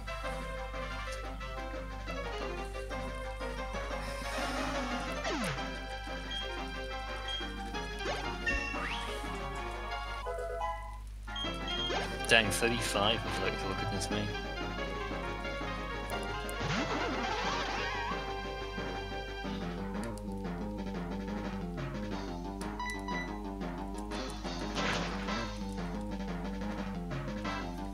I forgot you could get 35 Floatzel if you candied there. Also, I don't think it actually does anything there, unfortunately. Yeah, it's better if you can candy right at the start of the gym to 34, because then you get close combat before the Ponyta in the next fight, and then you don't have to risk Fire Blast hitting or whatever.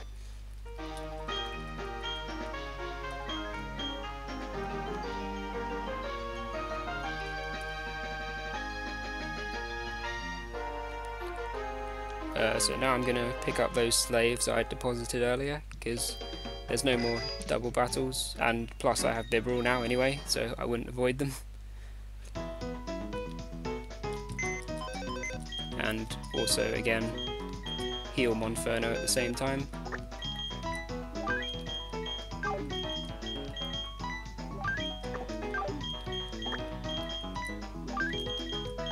Yeah, Mr. Lua, he manipulates the starter stats, and the IVs give him Hidden Power Grass with 69 power. So now I'm gonna not get Defog, because don't need it. Just gotta get lucky.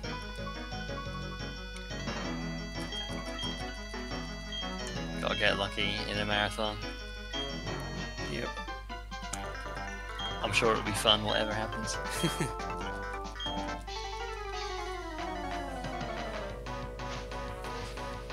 Yeah, Defog is just inside the Great Marsh. But if you get lucky on the foggy route, you can just save some time by not getting it and teaching it, and using it.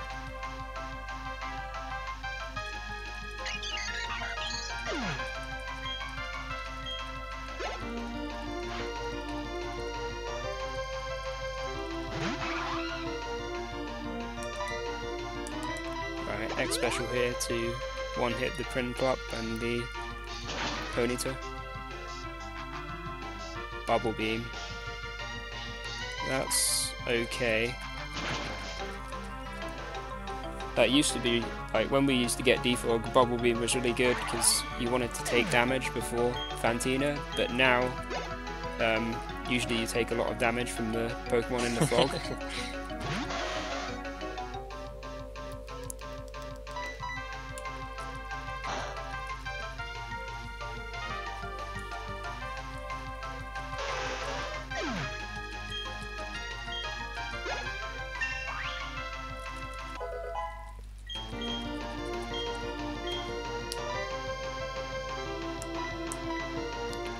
So get rid of Hidden Power for close combat.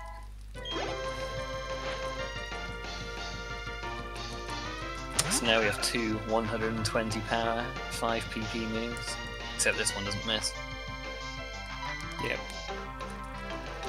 Well, I say it doesn't miss, but we're just about to go into the fog room, Yeah. so... Hopefully it doesn't.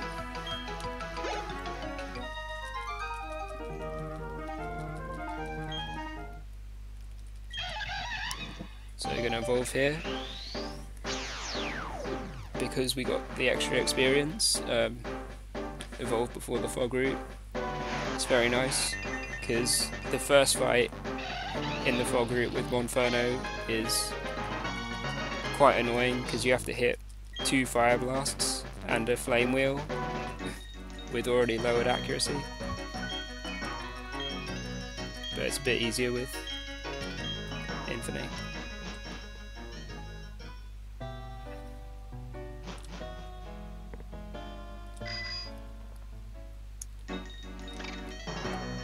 Where the heck is Eatcast? I can't believe he would miss the evolution of Inferno into Infernape.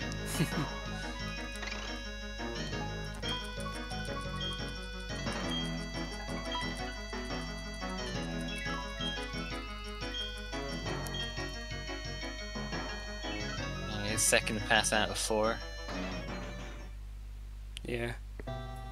That spinner is so annoying that on certain experience, I would actually fight her on purpose to get... So if she was going to give me enough experience to evolve before the fog route, I would actually just fight her on purpose straight away and then not have to dodge her all those times.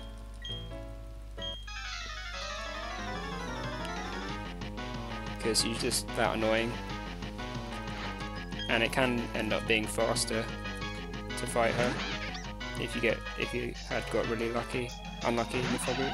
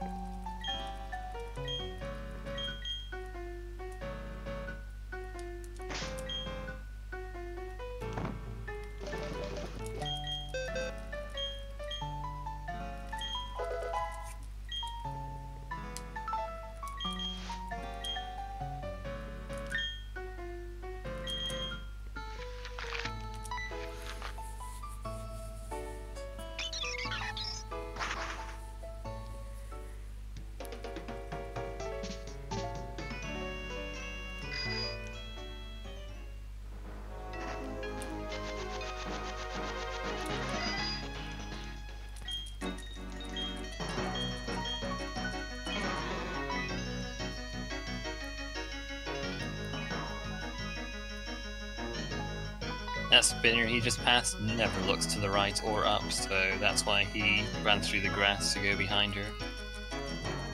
Yeah.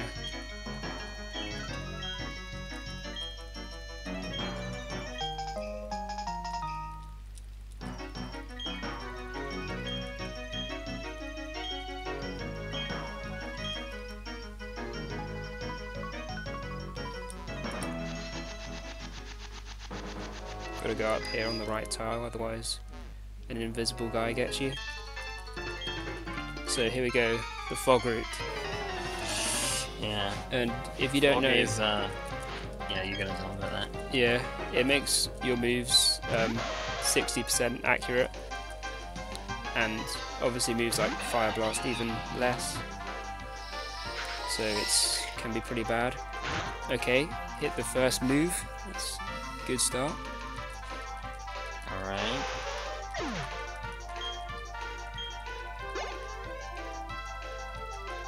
And with defog, you would just use it outside of battle and clear it away.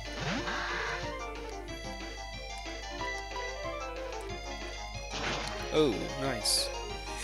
Okay, perfect first fight. But yeah, that fight's a lot easier with Infernape.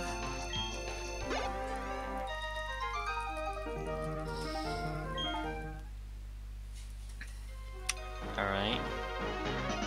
One down. Oh yeah, there's also, There's also a wow. spinner you can hit here. Yep, And, and he just got me. Oh no! Spinner in the fog route, that is just terrible. Yep.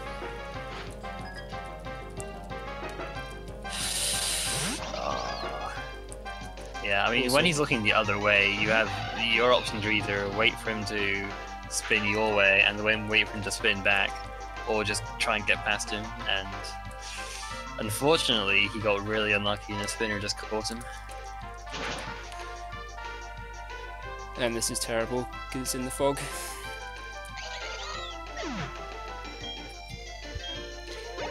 At least the fog affects your opponents too. Yeah. Oh, fun fact, this guy's name is Ernest, and Ernest is also a spinner in Crystal, which is like the other game that I run. So when I first saw this, I was like, wow, he's back again to ruin my runs.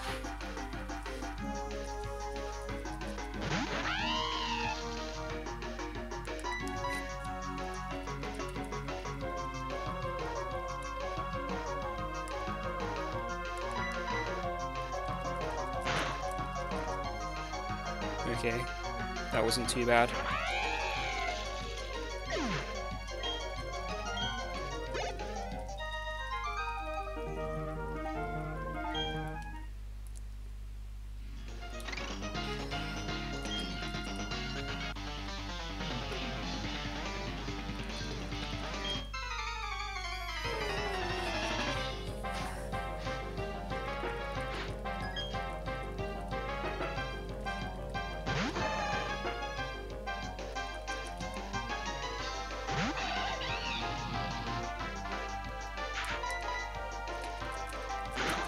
Okay, nice.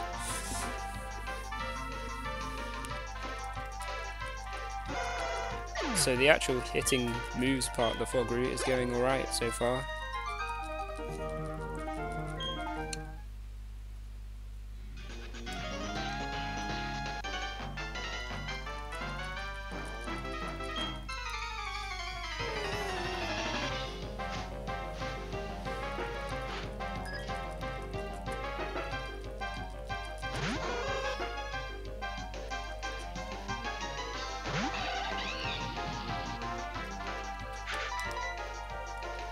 I guess the Machoke might be the most dangerous of the things, but I guess these guys can waste time though, because if you miss, they can they can set up a reflect, which means you have to just hit them more before they go down.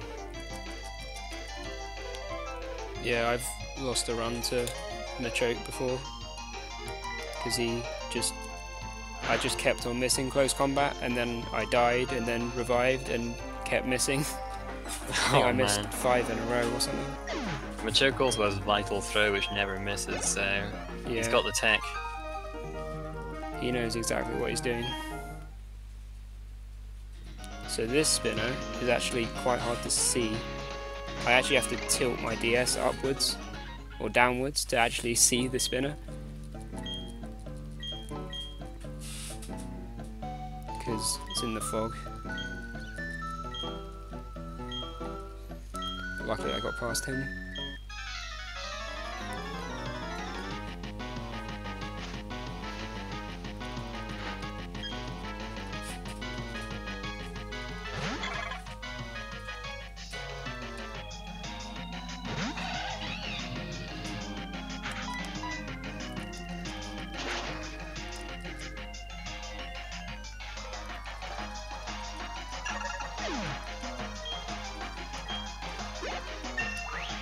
Are you gonna get the specs this visit?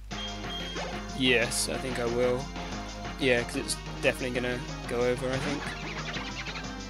Normally Yeah. you'd get the choice specs when you come back to Celestic, but since I started this run, like before, since I got the seed in advance, there was a bit of wasted time there, and also the death. I think the clock's going to go over 10 o'clock before I get back to Celestic. Yeah, morning in this game is from 4 AM to 10 AM. Yeah, and that's required for the choice specs.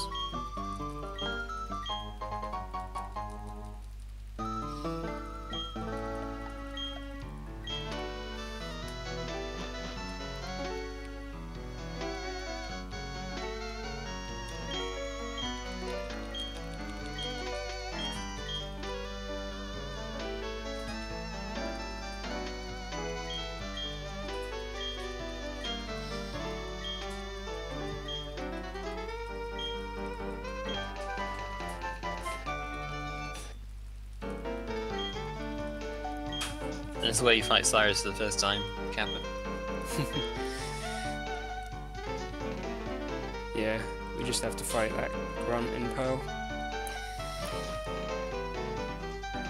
And then we just see Cyrus here.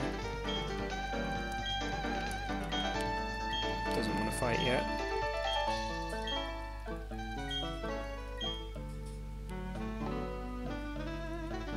Nope, like.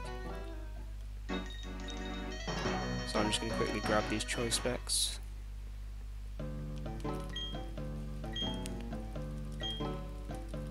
They're not useful for Infernape. They're only useful for when you get Palkia.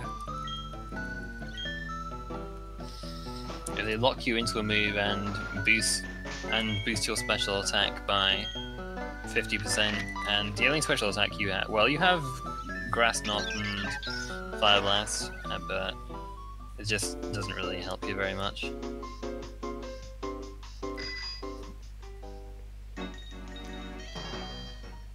I mean, I guess it could be useful in like 1 or 2 fights, but you'd have to take it off immediately for the next one, so it's just not really that good. In fact, maybe it doesn't even help you. I can't really remember. Oh, guys, I forgot my disclaimer on those with heart conditions for this gym, because there's just so much adrenaline going on here. Yeah. Oh boy. Oh boy.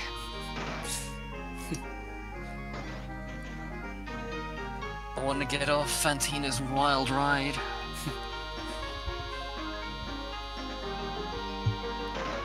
Yeah, there's just a load of elevators in this gym. It's weird. Just keep coming across these elevators. What kind of Brit are you? They're lifts, come on, man. Oh yeah, of course. Lifts. So I'm saving before Fantina, because she can be annoying. She's actually more annoying if you're on really high HP,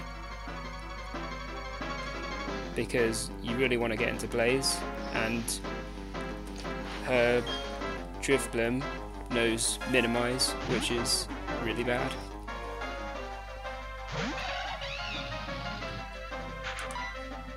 So, next attack. Hopefully you get put into Blaze here. Nope. I'm going to attack it now. And I missed. Oh, I see this. And this is where Pearl AI really works against you, because you could just imagine with better AI it would always use Gust on you and deal predictable amounts of damage, and you could just always think, hey, I'm gonna get in plays from here. But it doesn't work like that in this game. Yep. Oh, she's gonna heal that, actually.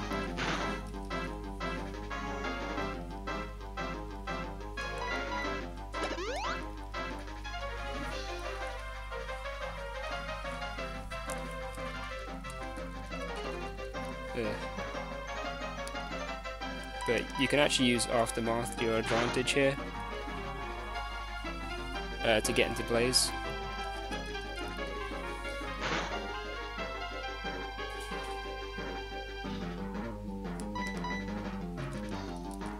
Yeah, Aftermath does a quarter of your max HP and damage to you if you KO it with a contact move, so Flame Wheel in this case.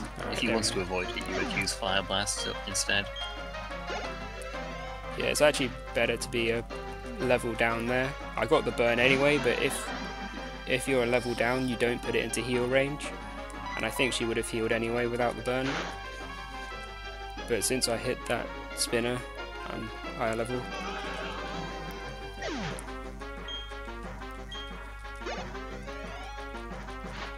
And the burn messes it up anyway. A Gearmark, what Crafter did was he got the seed in advance of the game, and then he sat around for a little bit, so that's why the game timer is ahead of the... It shows a longer time than the real timer. Yeah.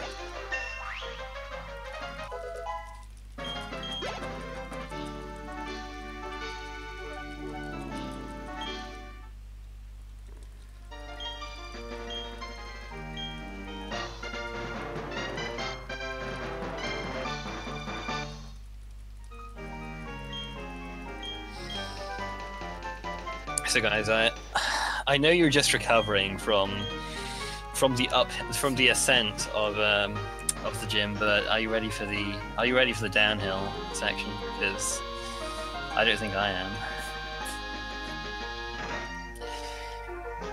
Here we go. Oh boy, we're doing it all again. Yeah, in most games they have like a warp pad or something to take you back to the entrance, but I mean, where's the adrenaline in that? Yeah, that's no fun.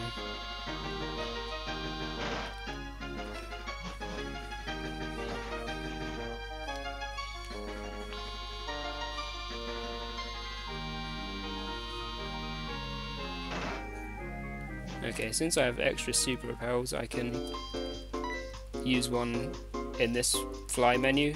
Usually you only have a repel, like a regular repel, so you have to do the menu when you get to the water, otherwise it will wear off, but since I have a spare super repel, I can just do it here in the same menu as the fly. Save a little bit of time.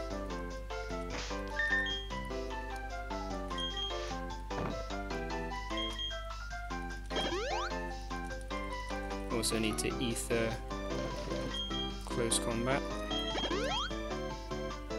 and teach moves to Bibarel. And got to be careful here not to delete defense curl, because that's the move you want. And if you catch a level 18 Bibarel, it kind of trips you out because defense curl is in the first slot instead of usually it's in the second. So you have to be careful there. I mean, it's not like you'd reset over it or anything, but No. It is much better to have defense kill just to try and keep Bibarel alive during those double battles. Yeah.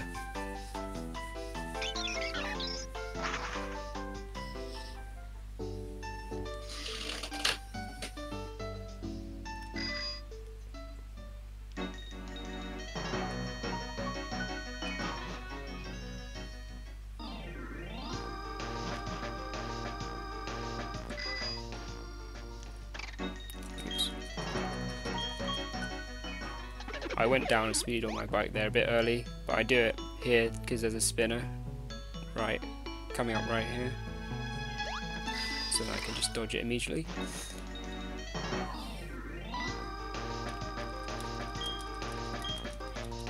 Sorry, I think I just blinked and missed that surf section. It was just blinding speed. Yeah, it was so fast.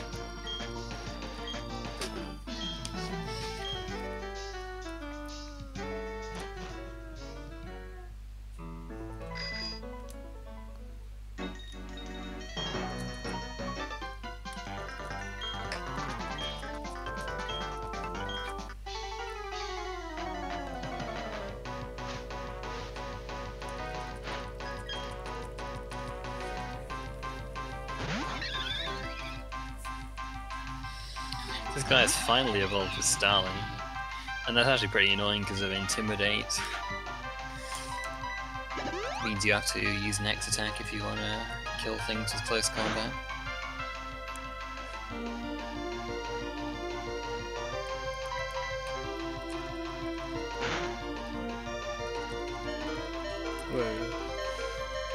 Okay.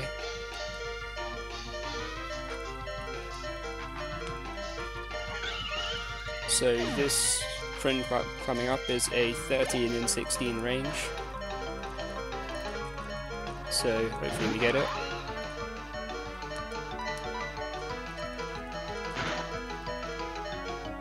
Otherwise he can kill me. Yep, got it, good.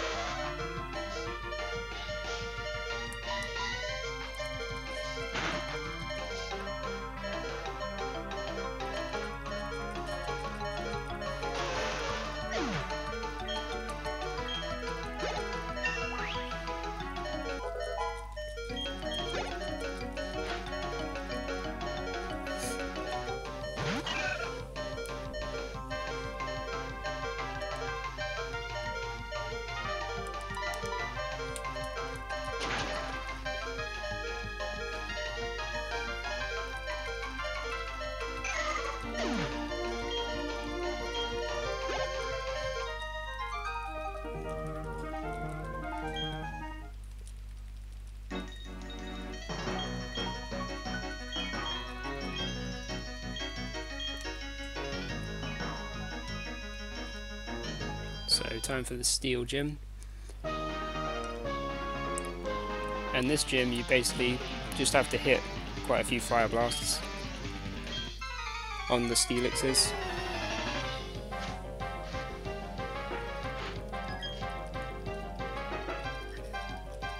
Even though he's in Blaze here, Flame Wheel does not kill any of these, and Grass Knot actually has a Grass Knot actually does more damage than Flame Wheel, even if you're in Blaze. Yeah. The second and third steelixes can die to a Grass Knot, but this first one can't.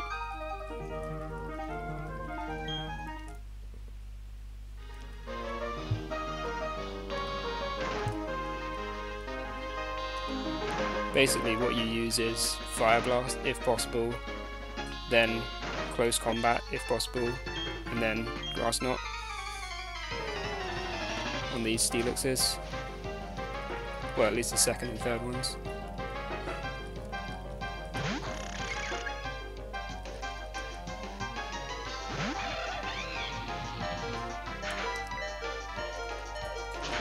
And it's nice to keep Blaze here for Byron.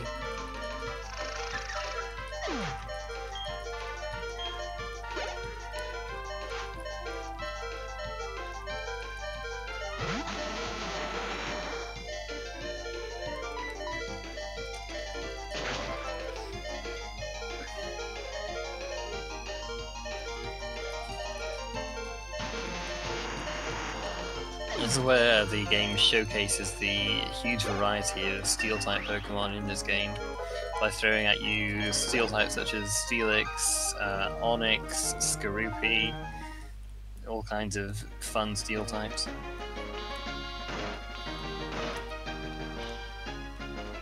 Azumarill.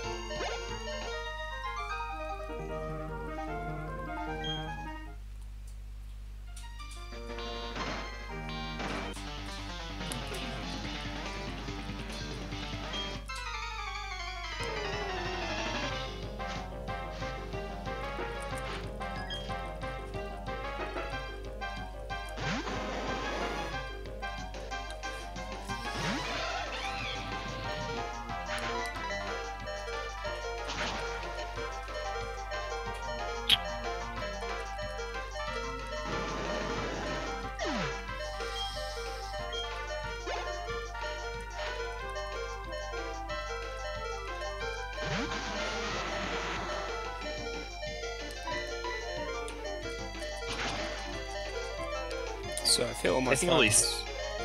Sorry, I was just gonna say that hitting all these, seeing all these Steelixes makes me think of how awesome it would be if you actually learned Flamethrower instead of Fire Blast. Yeah. Yeah. Chimchar can learn it, but you're not gonna keep Chimchar for whatever the heck level it learns it at. The TM is way out of your way. Have I missed a Fire Blast yet? I don't think I have. There's still time, don't worry about it. There's still lots of time. So I'm actually going to close combat this Azumarill. It's 1 in... is it 1 in 8 to kill? It's something low, like 3 in 16, 1 in 8, something like that. Almost got it. Ooh. But that Azumarill can be really bad because it knows Attract. I've lost a minute there before to Attract. It looks dangerous, him going there with such low HP against a water type, but the only attacking move it knows is Iron Tail. Yeah.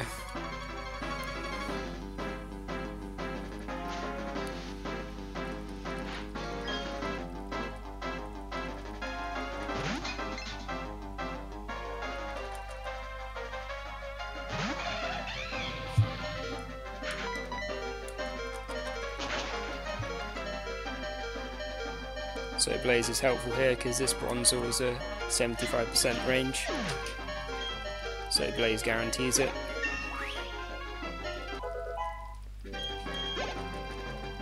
And then I've kept a close combat and a Fire Blast for these last two Pokemon.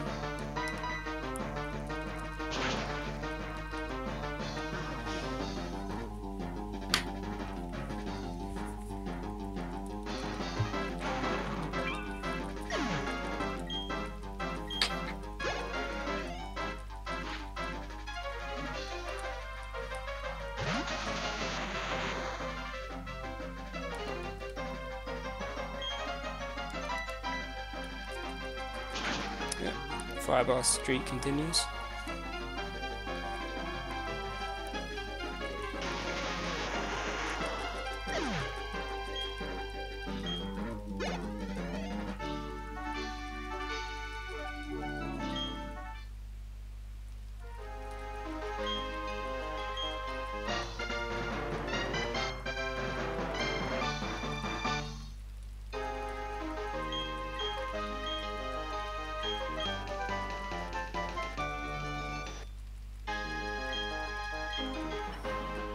That's a good point, actually, by Tackle.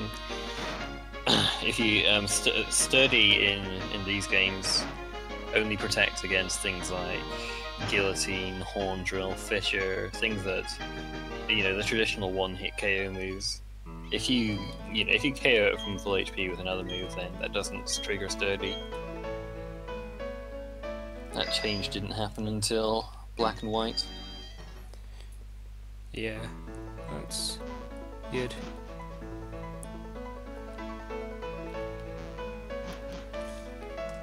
So now there's a cutscene, well, just like a load of talking basically, and then an earthquake.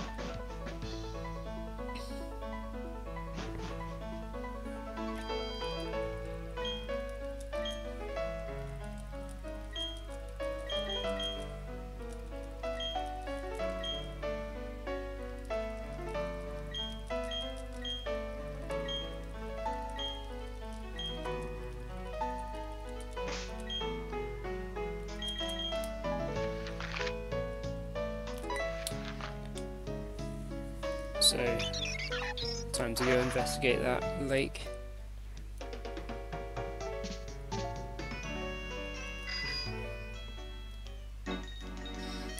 And pass that spinner for the 3rd time.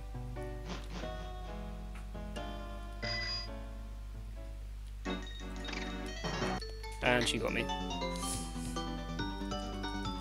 Well, at least it wasn't the 4th time. Yeah.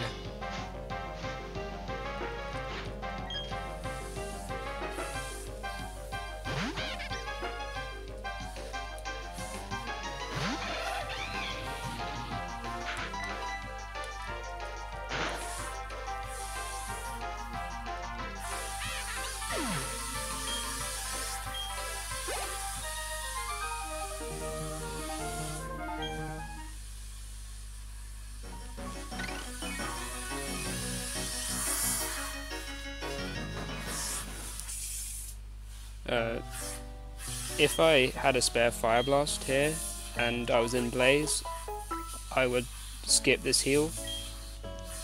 And this is because the upcoming fight has 2 damage ranges, which can be avoided by being in Blaze, but since I don't have a Fire Blast, I can't do that strat. And I would heal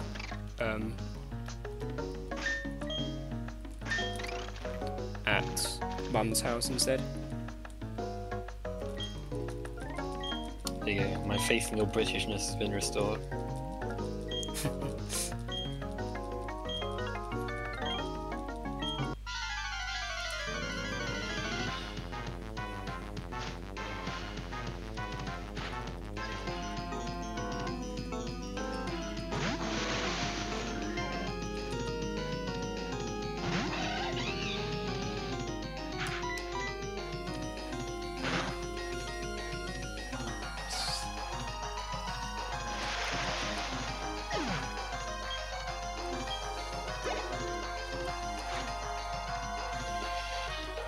So this Toxic Croak is the damage range.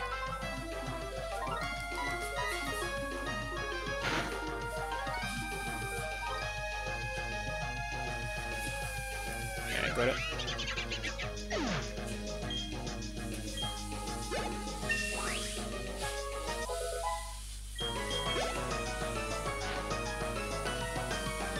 This Bronzor is also a range, but it's a lot easier than the Toxic Croak. Are you usually 43 here? No. Yeah, that might guarantee it actually. Yeah, wouldn't be surprised. Yeah. Yeah, so who needs Blaze when you can just get the ranges?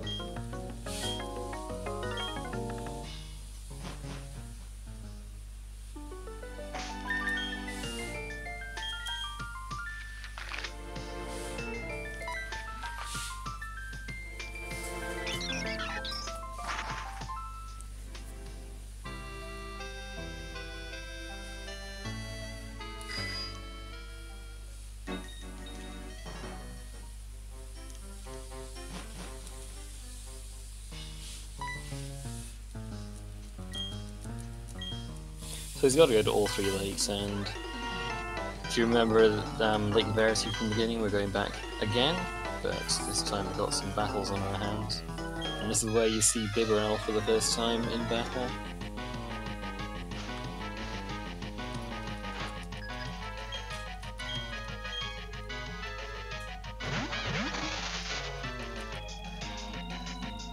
Oh yeah, one thing I didn't mention, it's faster to nickname Bibarel due to the amount of times you use him for HMs and in battles. It's like a couple of seconds faster to nickname.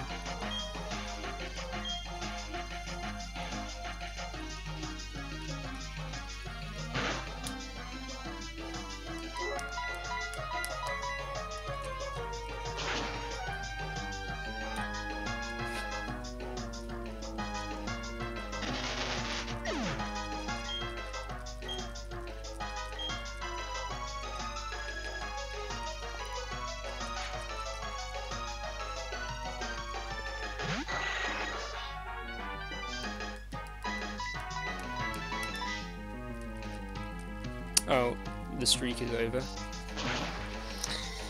Well. Had to end Had a good Sunday. run. And that actually is very bad. Because now, Starly's going to get a lot of levels. Oh no. Wow. Oh wow, this is terrible. I think you live a crit from Air Cutter as well with Pearl. Yeah, I think you do.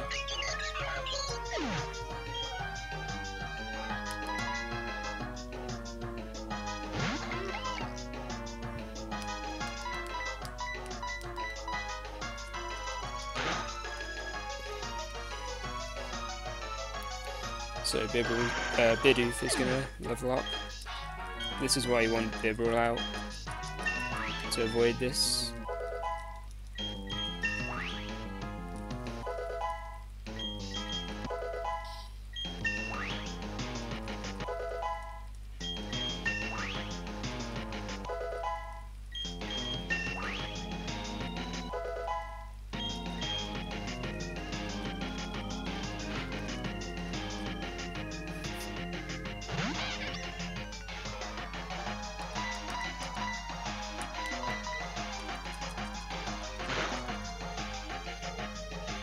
Okay, that was actually good. Bit using Fake Out on Bidoof there, because then it doesn't get any experience. Jeez, I don't think I've ever seen anyone just have one Pokemon after that double battle. Or 0. Well, you still have Infernape. Oh yeah. I meant 0 slaves. Yeah. Yeah. That's definitely never happened before. There we go. Chalk another one up, guys. Never happened before.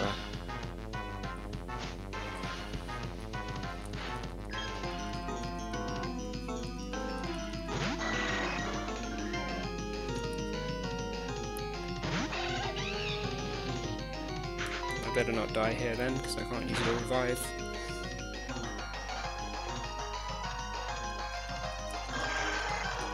Got that range on Golbat, that's nice. That's a tough range with Fire Blast. Yeah. And it has some annoying moves as well.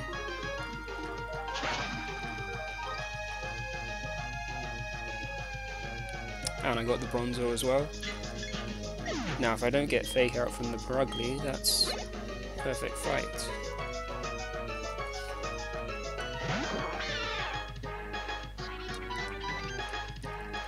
And that's perfect fight.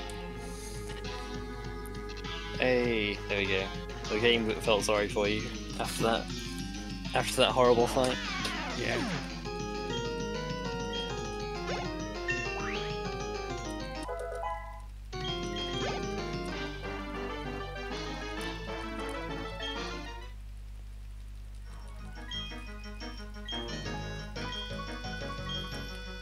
$9.59.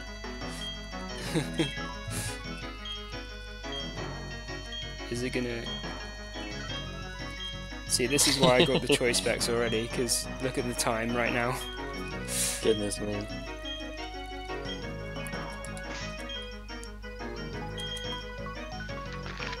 I mean, a bit too close to call. Is it gonna change before I get there? So this is where I normally get the choice specs, but Yeah, it just works out that the movement that you'd have to move fewer tiles this way, because you have to go out the west exit of Scholastic Town here, anyways.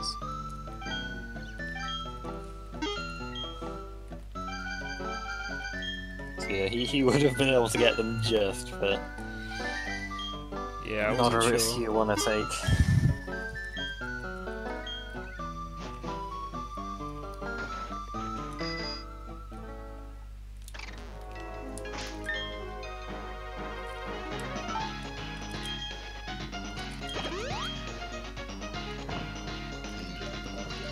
So here I went to the grass a bit, before I use the repel.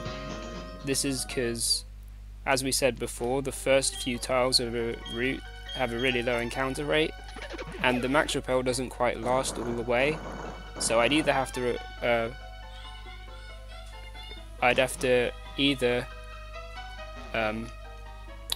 risk them there or at the end, and there is better because of the lower encounter rate.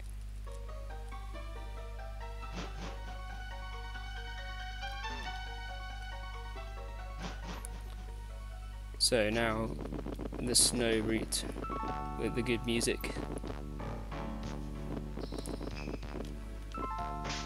Spinner. Got past her, and as you'll see, yep, see, perfect repel.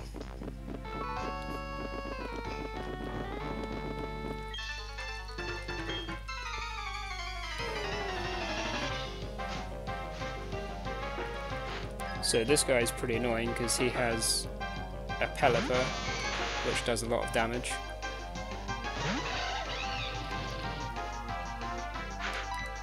And a Raichu is static, so you want to use Fire Blast here to avoid the paralysis.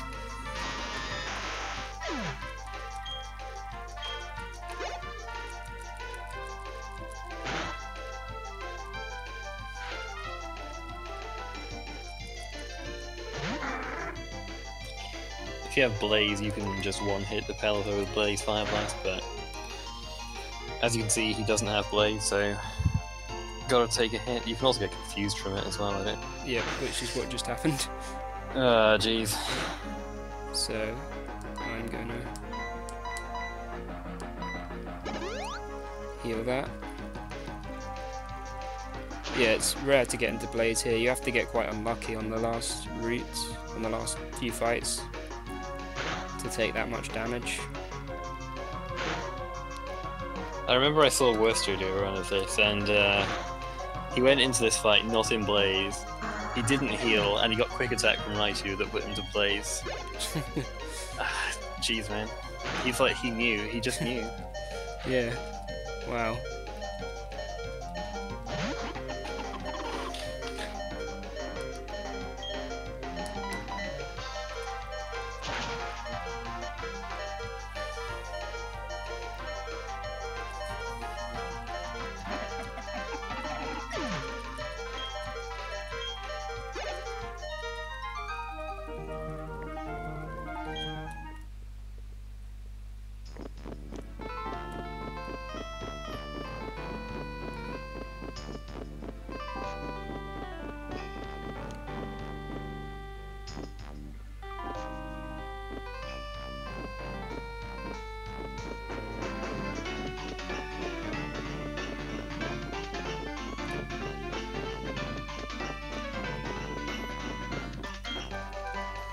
So I'm going to do the movement in a specific way here.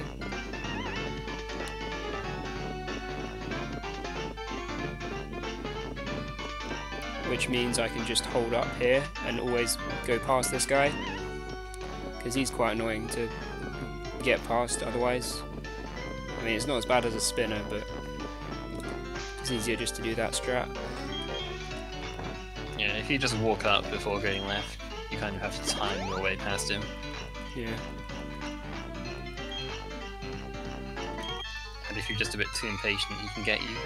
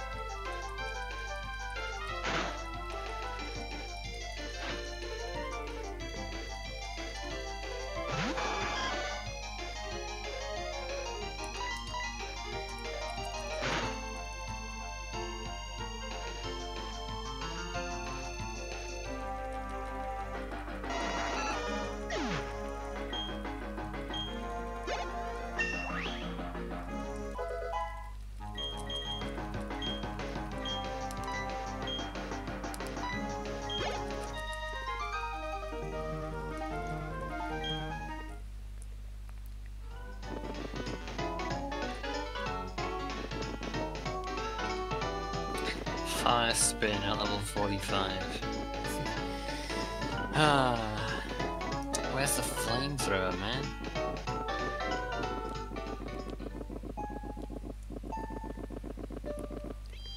Just stuck with Flame Wheel.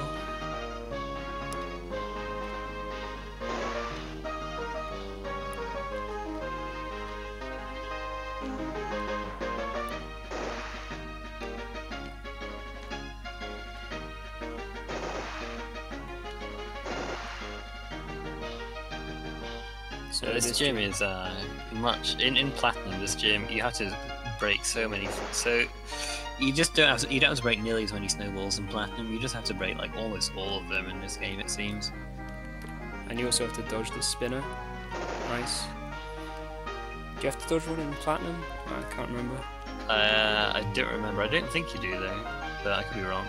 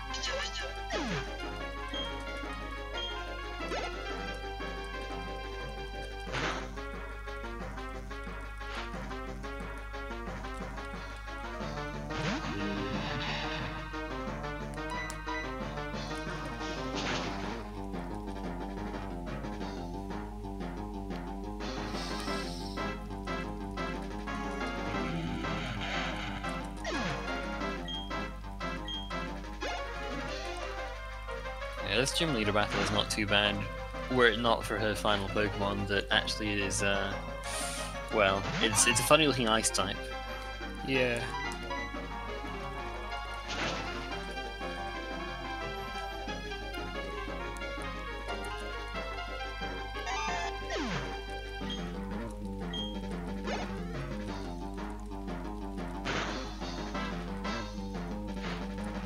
Yeah, this Medicam. It's got detect, which is quite annoying. Hopefully it doesn't use it. And I missed. Jeez. And I'm dead. Wow. What a time to miss, goodness me. And I haven't got any more Pokemon. Yeah. Wow. Nice. Oh my goodness. Well, gotta do that whole puzzle again.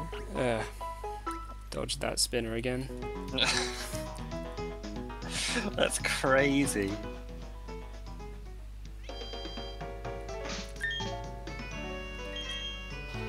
Oh my goodness.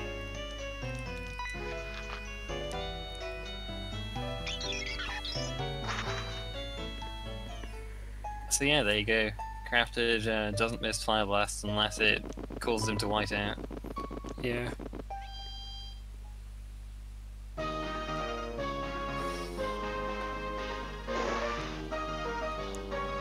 Oh well, this puzzle was pretty fun. I like breaking these snowballs.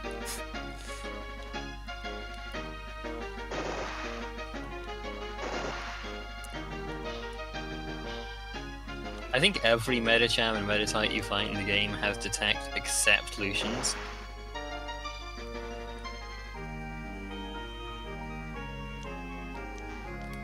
Which automatically makes Lucian's the nicest one to fight. Spinner gets me, second time. Well, you know, what do you expect?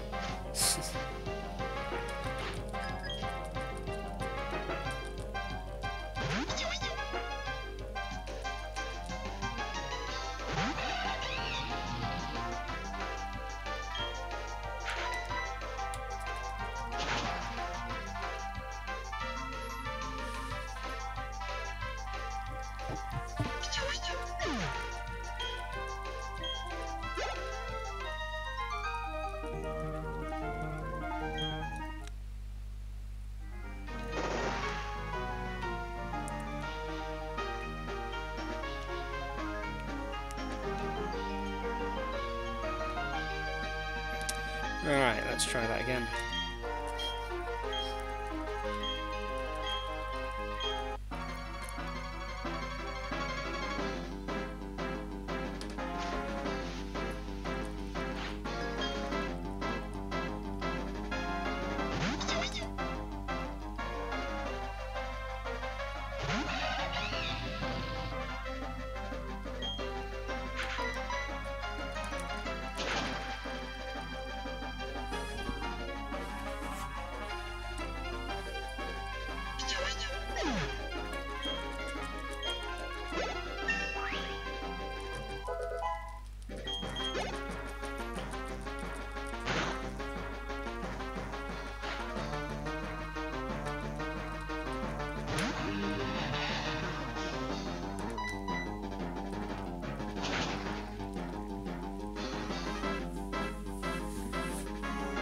Alright, I'm gonna be right back. Hopefully I don't miss too much. Okay.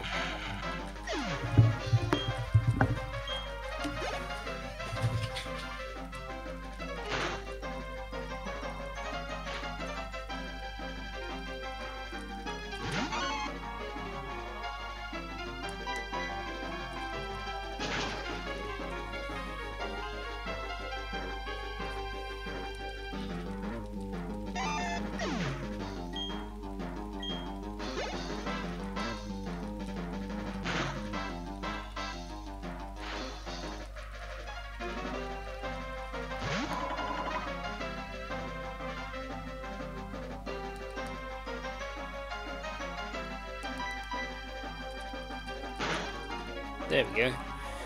Why couldn't that just happen last time?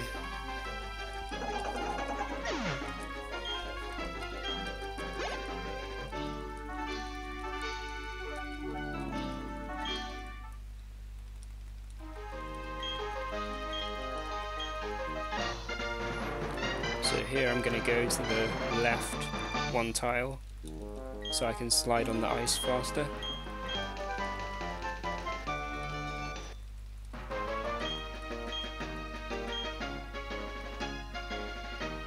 There we go.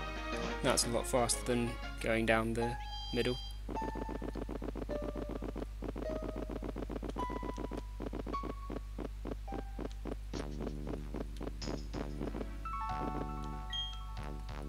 Oh yeah, the repel. Because, yeah, usually you don't have to use another repel here, but because I died, I have to.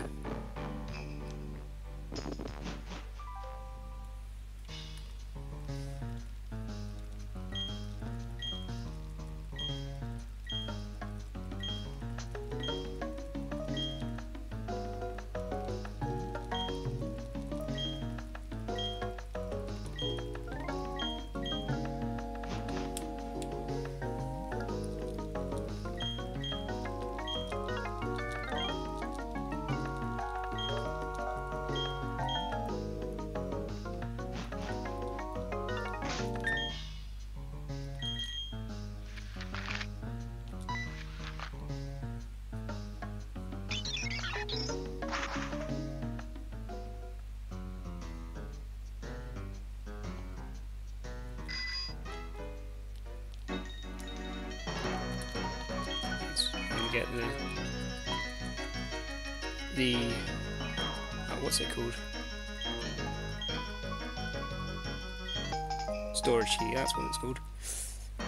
Yeah, from this guy, and then I can open the warehouse.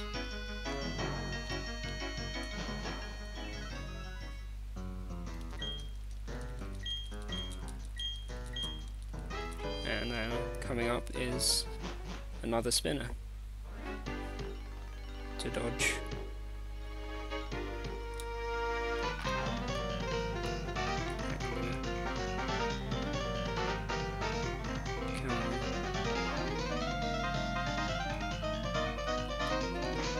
See, I kind of manipped him there with running.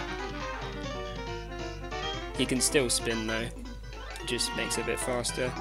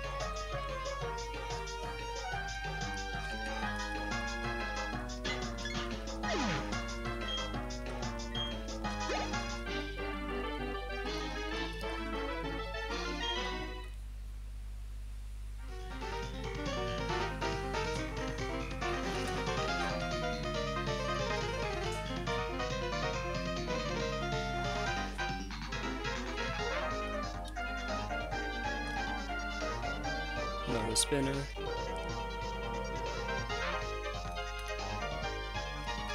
And she got me. Nice. How many spinners is this now? So many.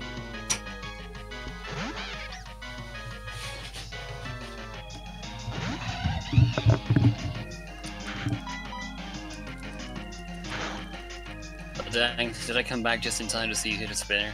Yep. Ah. You've not had the luck with spinners today. Nope.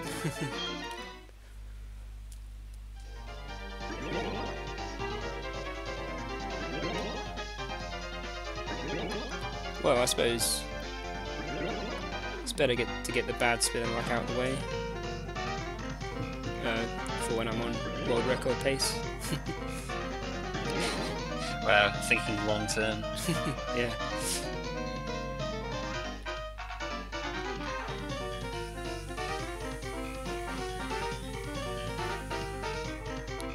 So, get the galactic key.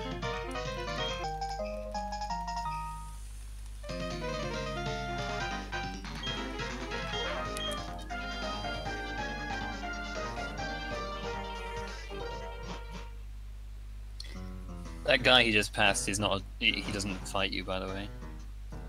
So no worries about him running past a spinner or anything.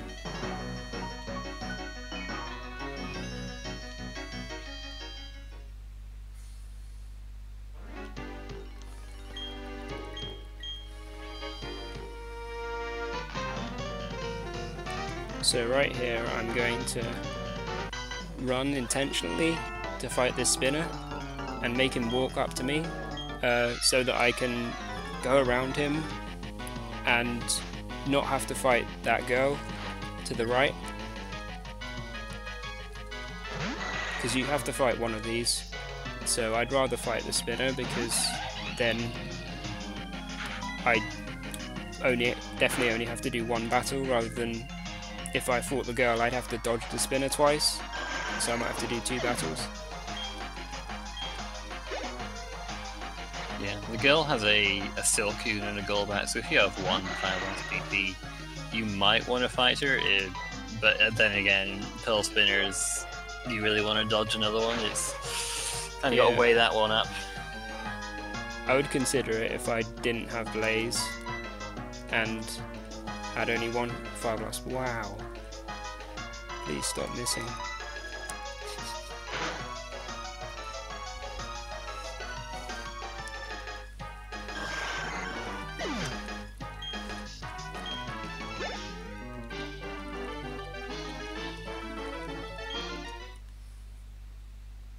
Yeah, in Blaze, he could have just flame wheeled both of those Golbat.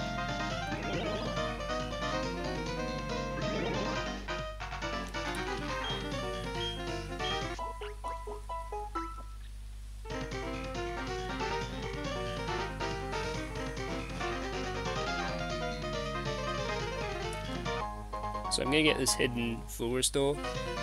This is basically for Aaron. It's basically useful there. If you get toxic and you're on low health, then you really need to use that rather than use a heal powder, because you don't want to get hit by the Heracross. You'll see when I get to it.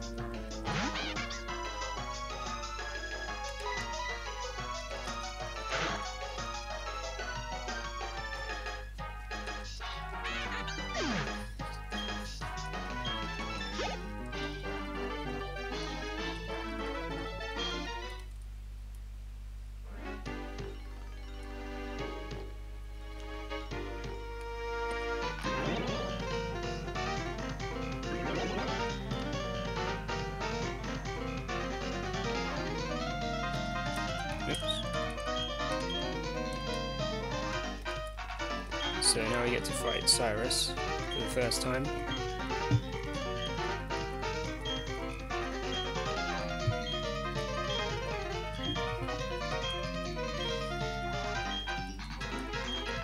And he talks quite a lot.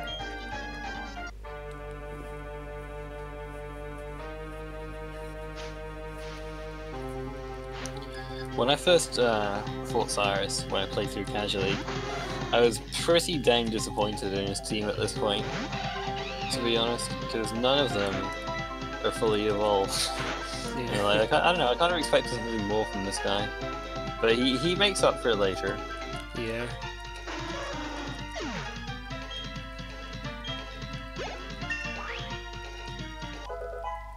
So level 48 for this, that's going to help this range. This is usually a hard range, but I think... Oh, this will definitely help because it's a level ending in an 8, which gives you an extra boost. So yeah, got that range. What's the next potential run killer? I mean, you can get killed by... I mean, it's probably Cyrus, the next Cyrus fight. You can get killed by the double before that if you get really unlucky with a critical or something. But the next Cyrus fight is like the hardest fight in the game.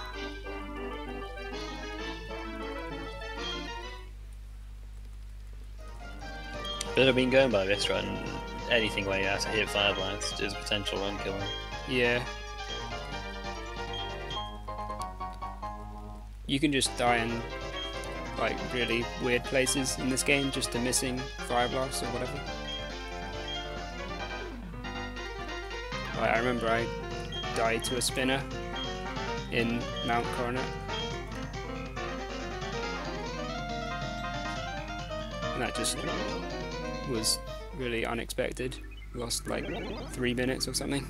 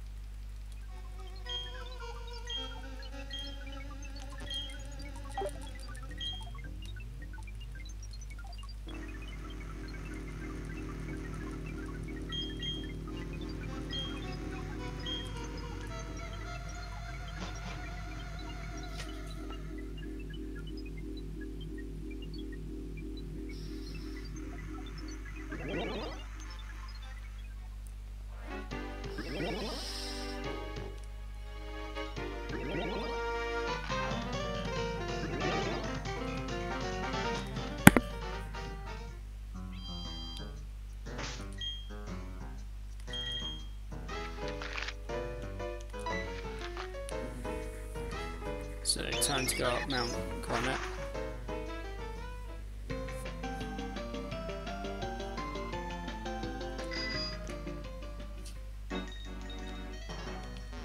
I always thought it was cool having a big sort of mountain that you sort of went through now and then eventually you get to climb up it.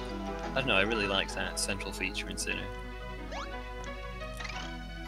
Yeah, I messed up that movement a bit, and I wasn't sure where that guy was, so I took it a bit slow.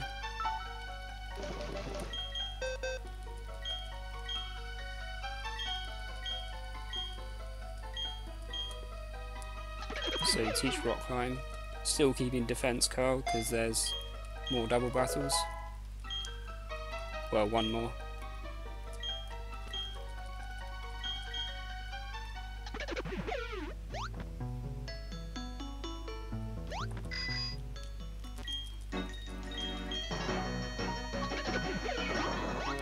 And since I've got one ether, I can skip one of the ones up here.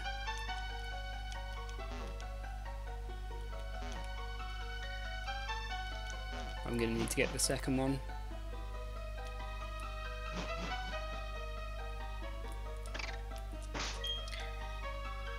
So the route used to get the rock slide TM, and looking back, I'm not actually sure why. I guess when I came to run this game, I just kind of assumed, oh well, it's picked up for a good reason, and I think that's just a good lesson in general to take away from routing games. Like, don't just ever assume that just because something's in the route that it's there for a good reason. Like, if you're not 100% sure, then you know, really look into it and think about it, and maybe it's not the best thing after all. Yeah.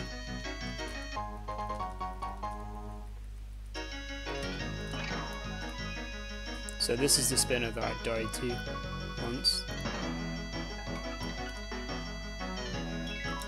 Yeah, just dodge him easily.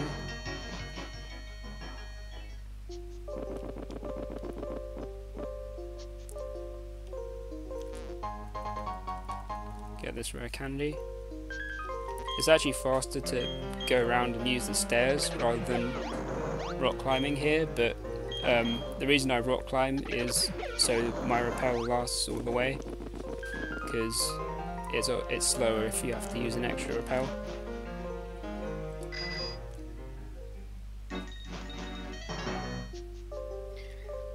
Rock slide was good for, well, you used it for Cyrus, but you don't really need it for Cyrus actually, because Grass Knot does a bunch of Gyarados to be set up the next special.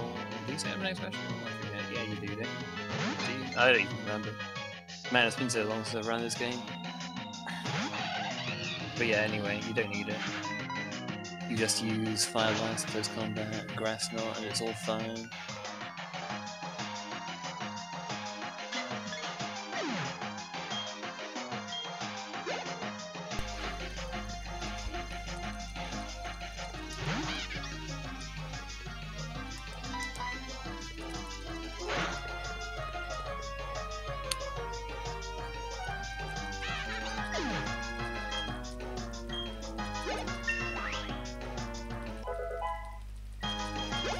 Level 49 here, wow. Usually you're just getting, like, you're not even 48 at this point, usually. Yeah, so many spinners and that death.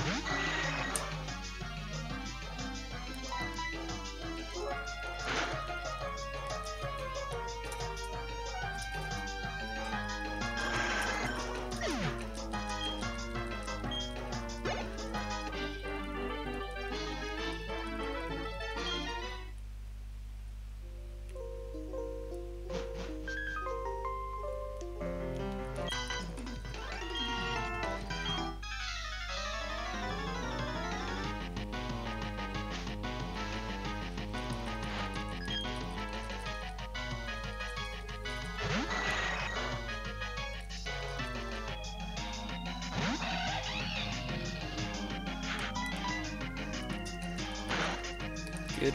Hit those fire blasts.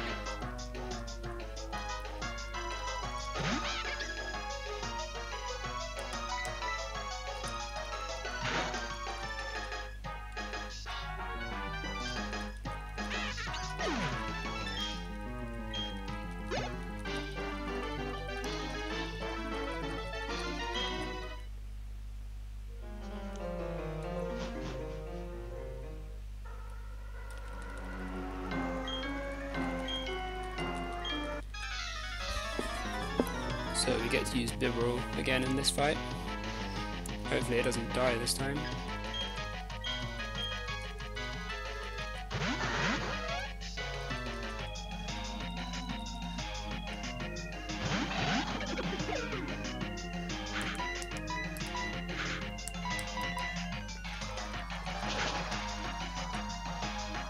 There's a few things that can go south on this fight.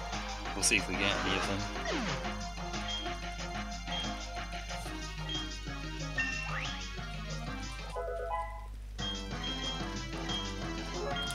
Yeah, this is the good thing about if you catch a level 18 Bibarel, you don't have to learn Headbutt there.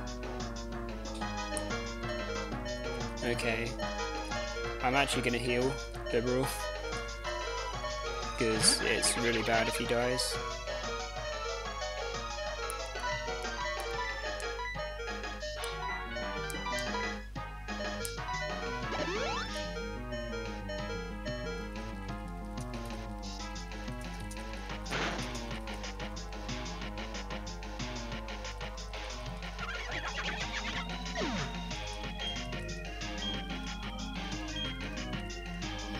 There you see around more than a slave, a valued team member, healed up.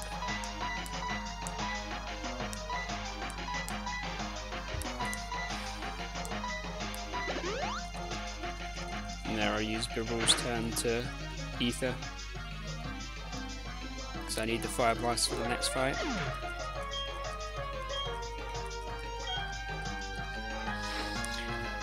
So he could have gotten Toxic there, but he didn't, so that's nice. Stunky could also have used Memento, but that's pretty rare.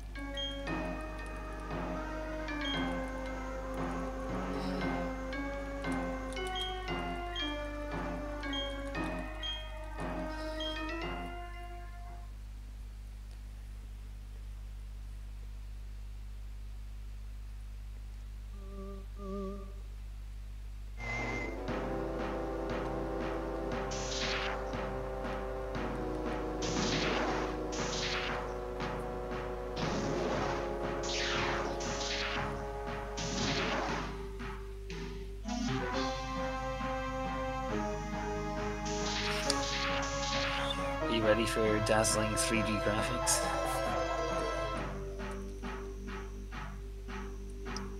You can tell this game really pushes the limits of the system.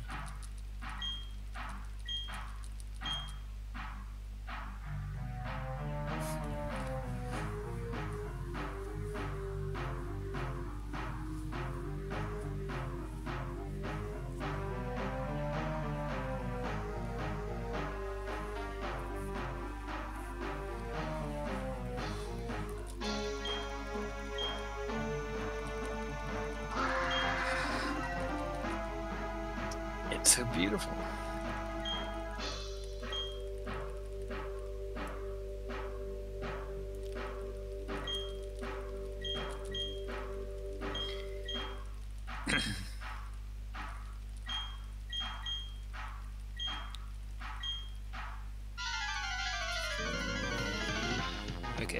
this fight. This is like one of the fights that's better with Empoleon because of Surf, but we don't have that, so I'm gonna be KOing the Pokemon on the right, and hopefully while I'm doing that, the remaining Bronzor is gonna put me into Blaze. Hopefully. Or it's just gonna Gyro Ball.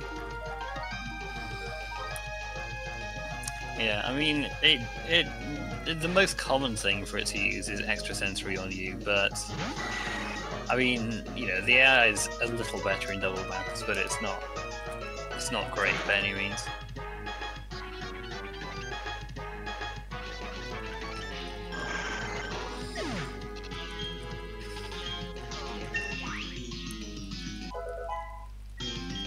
After you KO Perugly, because use close combat, and you have the special defense drop, it does a lot more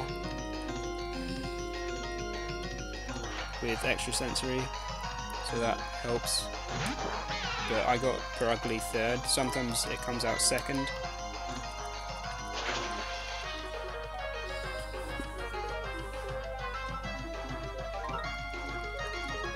Yeah, I think it's to do with your HP. I think like if you're in lower HP, maybe it gets sent out because it can KO you with Aerial Ace or something. But I'm not entirely sure what determines it, but I can't think of what else it would be other than your HP level, unless it's just random. So since I wasn't in Blaze, I used that X accuracy to stall him to put me into Blaze, and now I win.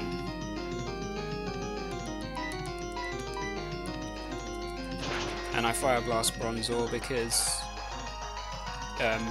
I mean, it's 100% accurate after the X accuracy, and it has less letters than Flame Wheel, and I have enough PP, so might as well. Yeah, after this fight you get fully healed before the Cyrus battle, so no need to worry about spending too much Fire Blast PP.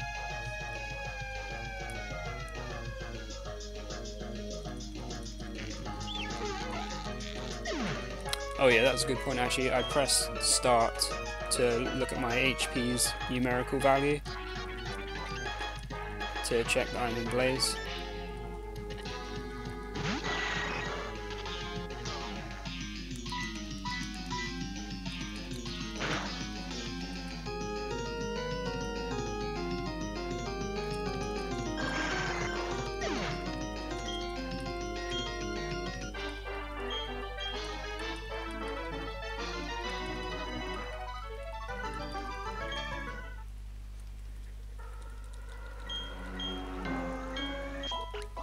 So Barry kindly heals you here.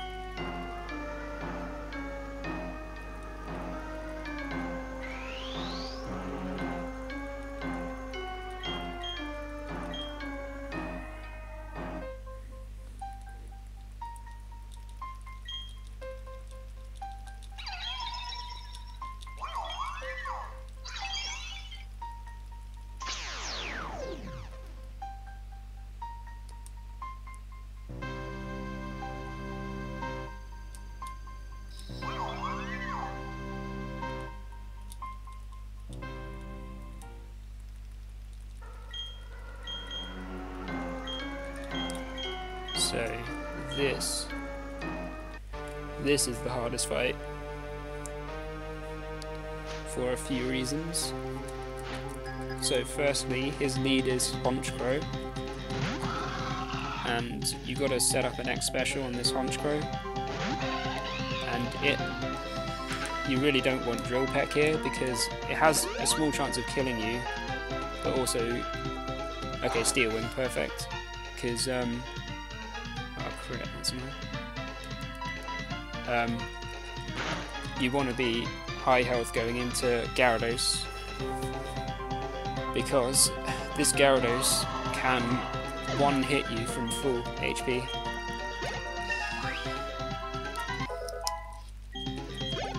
Bit of a because with this is Aqua Pearl Tail. AI, it doesn't necessarily use Aqua Tail. Yeah, Yeah, but that's just why I have to get said lucky. this is the best crit in the game to get. Right here, didn't get it though. Earthquake, that might kill me because he crit Steel Wing. Nope, okay, I'm alive, good. Yeah, so Aqua Tail always kills you there. The best move is for him to use is Giga Impact, because then he's recharging and can't heal the next turn.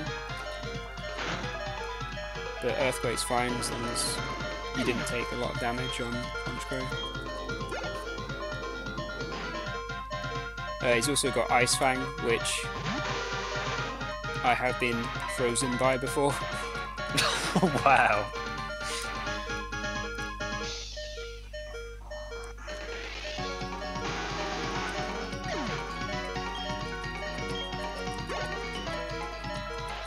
So that fight went pretty well. Well, very well.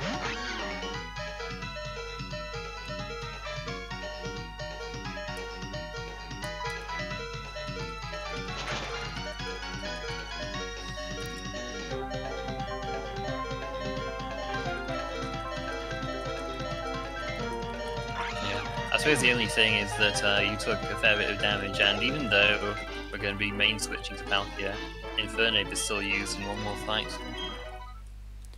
Yeah, I'm definitely going to have to take the heal before the rival fight.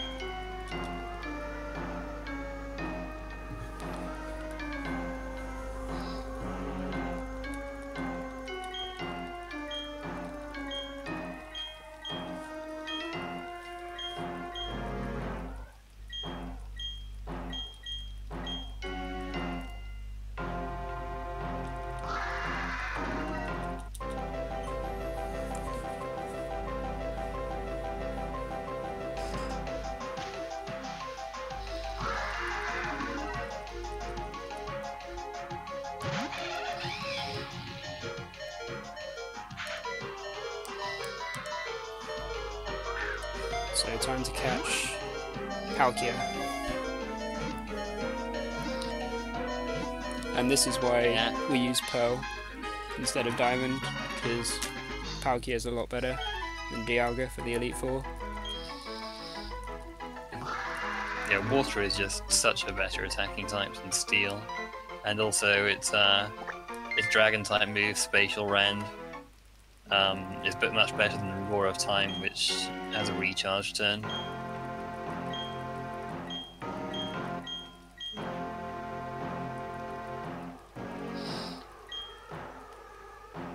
So let's see how good this Palkia is.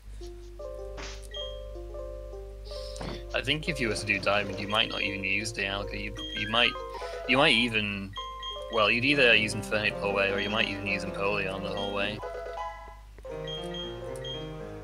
Because after this point, Infernape kind of falls off a bit at this point, because its low PP moves with drawbacks kind of they really start to take its toll. You learn Flare Blitz as well, but that's another that gives you a lot of recoil. So Palkia's just got a really nice, consistent, high damaging move in Surf.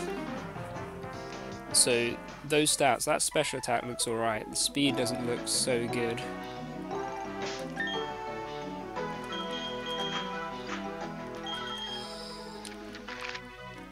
I missed the stats, so I didn't see.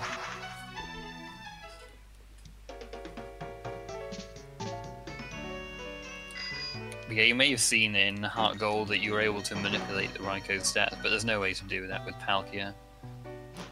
There aren't any wild encounters nearby that you can advance the frame off. And it's not really worth it. Because, like, usually the Palkia is good enough to make it through the game.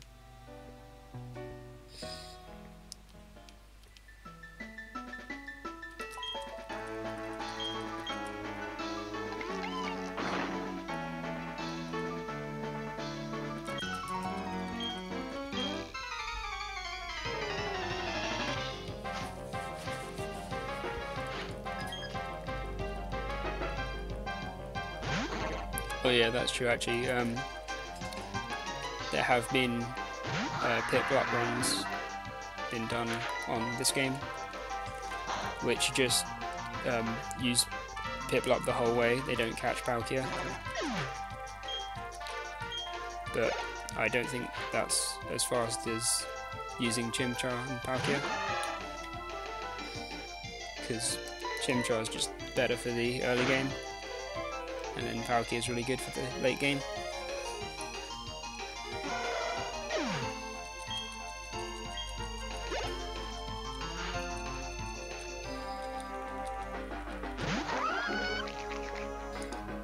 So yeah, in case you missed what the choice specs do, they lock you into a move and boost your special attack by 50%. Yeah. So that's why just using Surf on this guy. And we keep them on for like almost the whole time we use Palkia. There's only a couple of fights which we take it off for.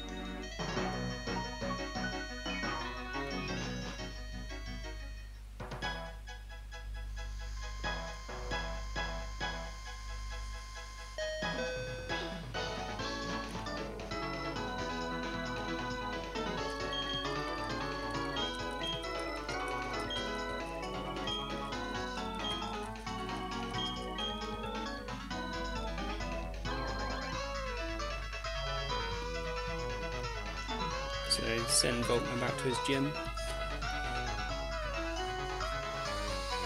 Alright, and in Platinum, Platinum uses Piplup the whole way. Yeah. You don't use Giratina.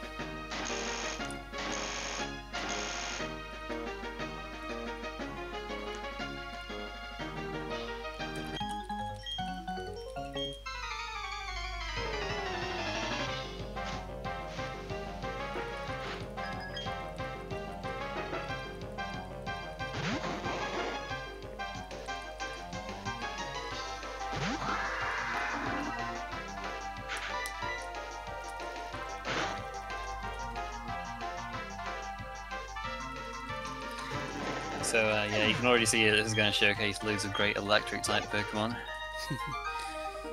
Mr. Mayan. It's a good electric type.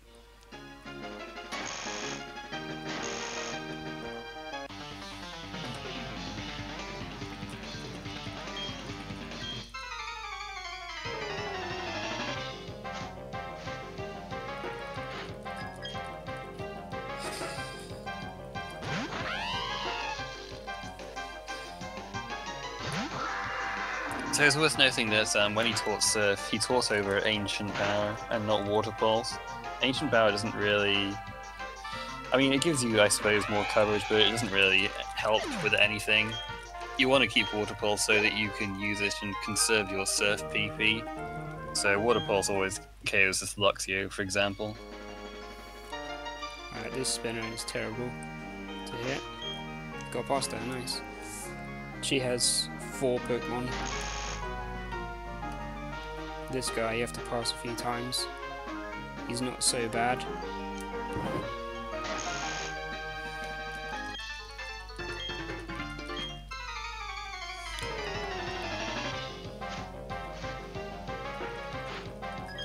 You do have to dodge him twice though.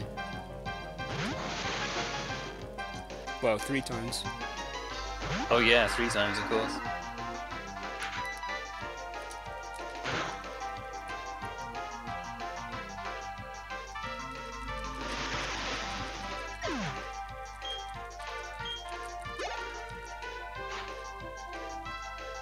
If you have really bad speed, these Pokemon can outspeed you.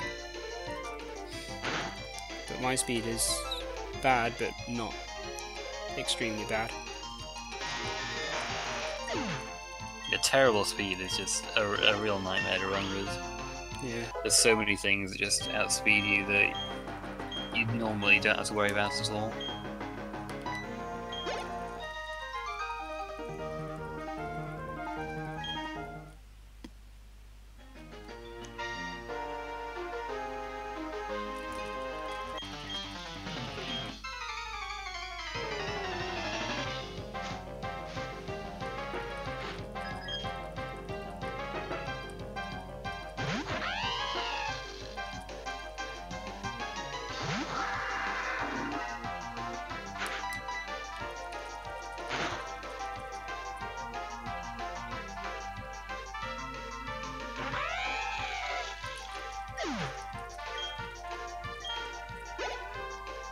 If I had really high attack here, I could Dragon Claw these 2 and save the super effective text on Bibarel, but my attack's not quite high enough. Yeah, I mean it's more like the not very effective text, but Surf generally does more damage than Dragon Claw, which is you might think is a bit weird because you know it resists it, but that's just the power of Palkia's special attack paired with choice specs.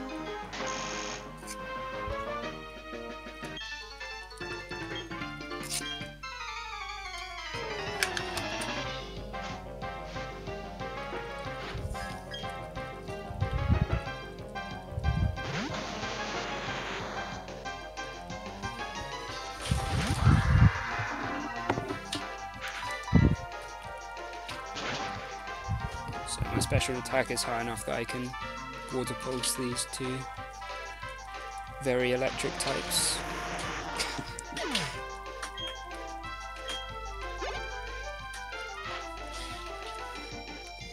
Medicam. Why does Medicam show up in every gym? It's just it's everywhere.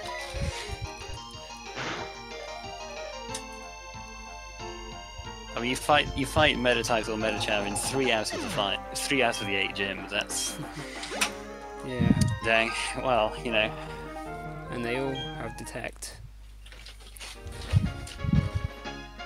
Oh, nice movement. That was manipulation for the spinner. See? And then he's used by the Psychic type Elite Four member, so the world's first 4-type Pokemon.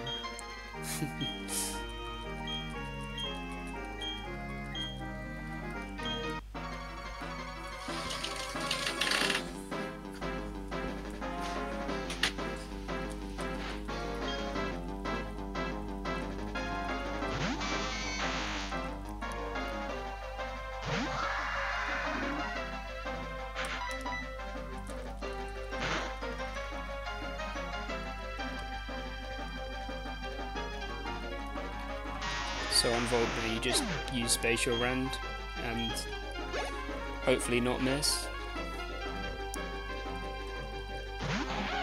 And this Luxray you can get it in 1 hit if you get a really good range. Or if you get that critical hit. Spatial Rend does actually have a higher critical hit ratio, but you don't often see a crit on Luxray. That's annoying. Getting paralysed. It is quite nice that it has a citrus berry, because it means that Volkner doesn't heal Luxray up. There's nothing heal range after the berry.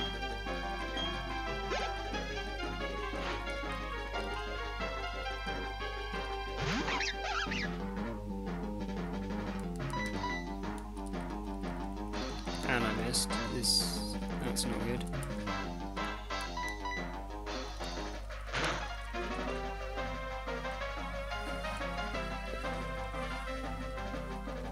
Oh, dang. 95% accuracy.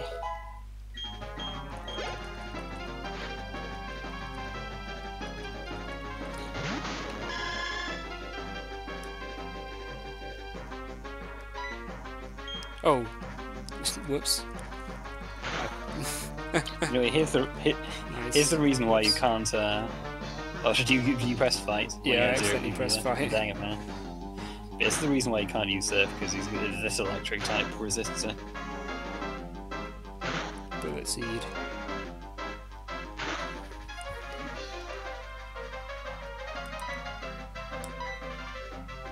Yeah, gotta ether this.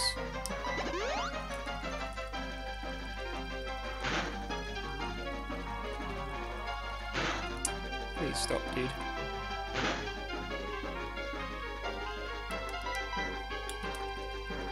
Alright.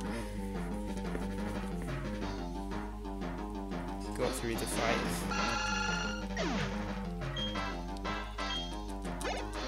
Without dying somehow. If you'd have just missed another 5 times. Yeah. That would have been awful.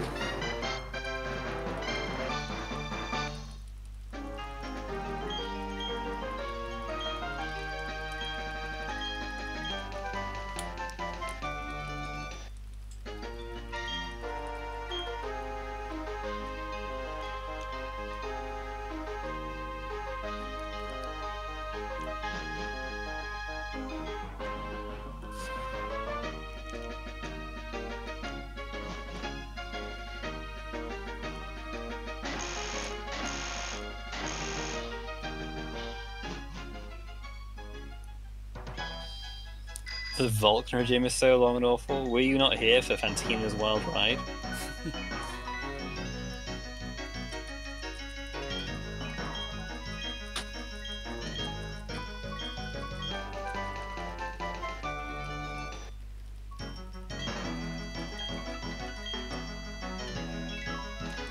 Oh, Johto remakes confirmed.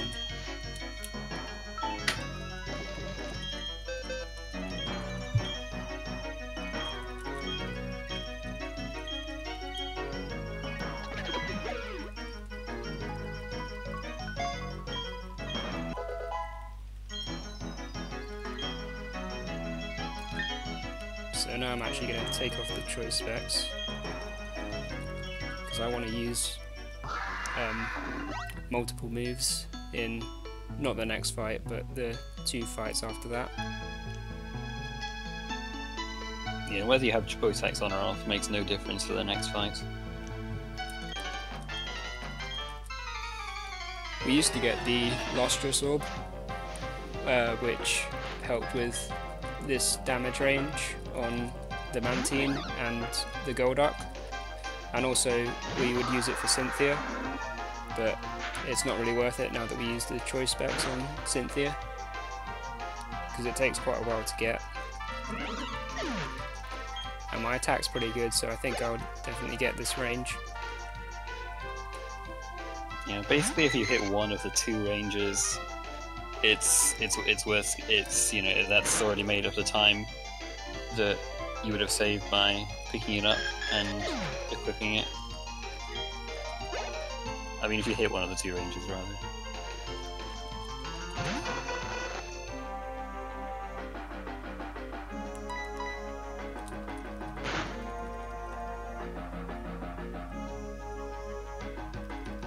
Got it.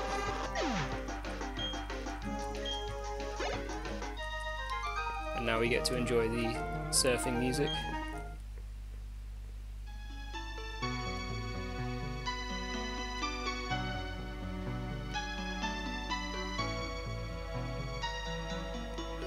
Everyone except me.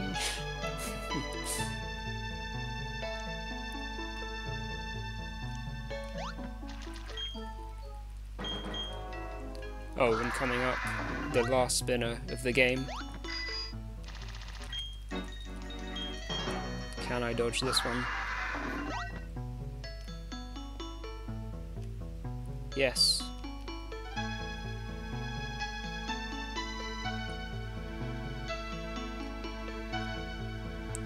So I only hit about 10 spinners. It's nothing.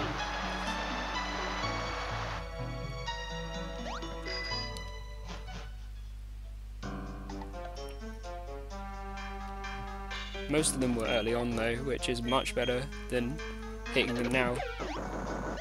Because it's actually bad to get experience, extra experience here, because then Palkia levels up an extra time at the end of the Elite Four and he learns a move. I forget what move it is. It's Earth Power. Earth Power, yeah. And he tries to learn that, so you don't want extra experience. But you do want to use the rare candies on him anyway, just to help with some damage ranges and get your speed up as well, so that you can so you might be able to outspeed some stuff that you wouldn't have at a lower level.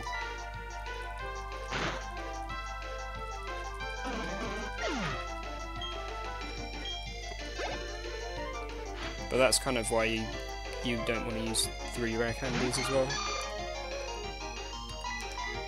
Because you could... That Golduck was the other damage range. You didn't quite get that one. That's a tough one though. This Blissey's HP takes a long time to go down.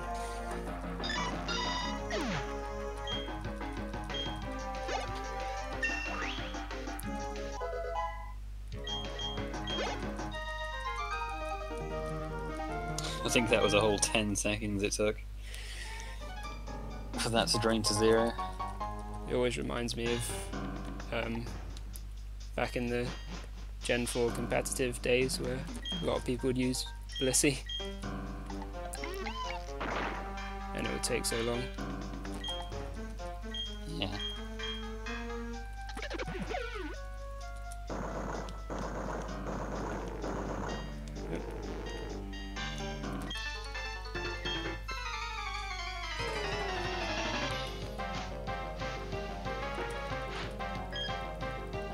And that was really the fight that you didn't want the choice specs on for, because Blissey has massive special defense, so you want to be able to hit that with Dragon Claw.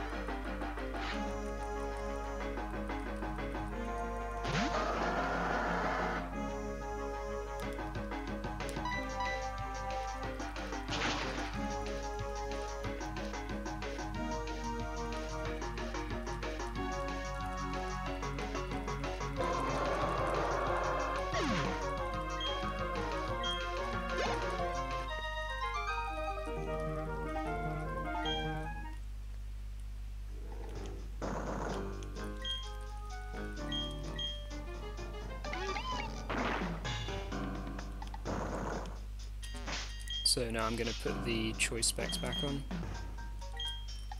and they will stay on for the rest of the game.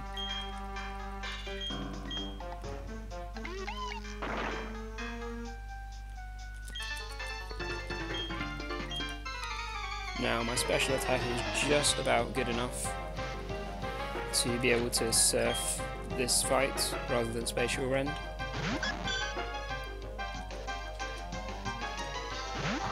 Yeah, basically a good way to... A good marker for it is if you can Water Pulse to Steelix and Medicham. You can most likely surf these guys. Yeah. And I just look for 167 special attack here. And then it's like almost guaranteed.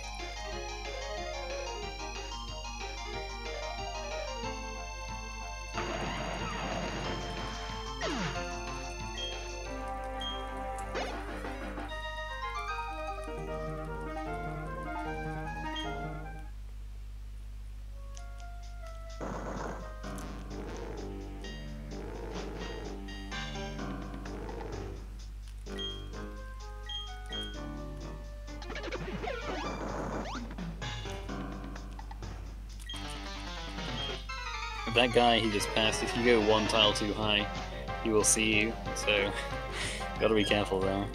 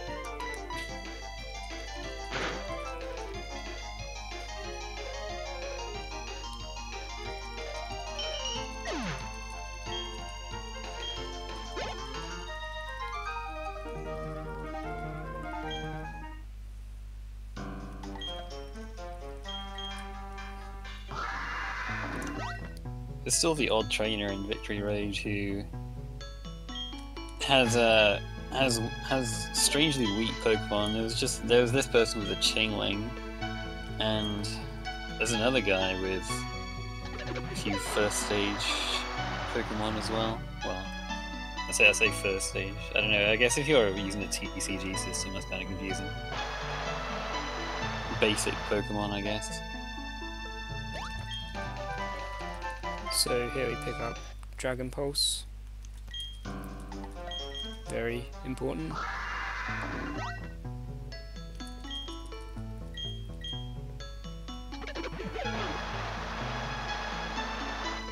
Not going to teach it yet though.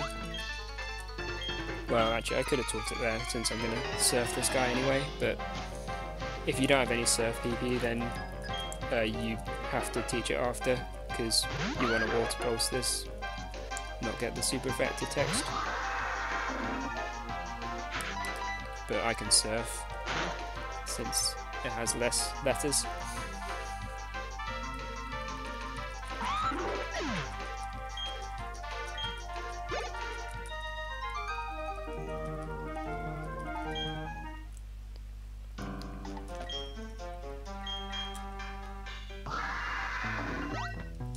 And I will teach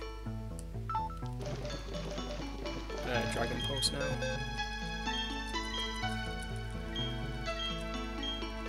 Get rid of Water Pulse.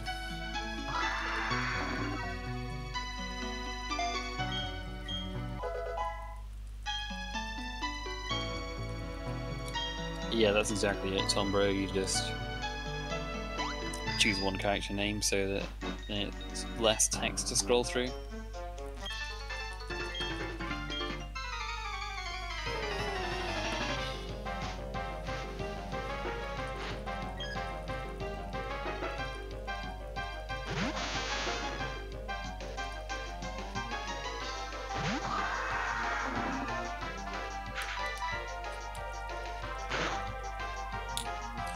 This is the damage range. Yeah, got it. Nice.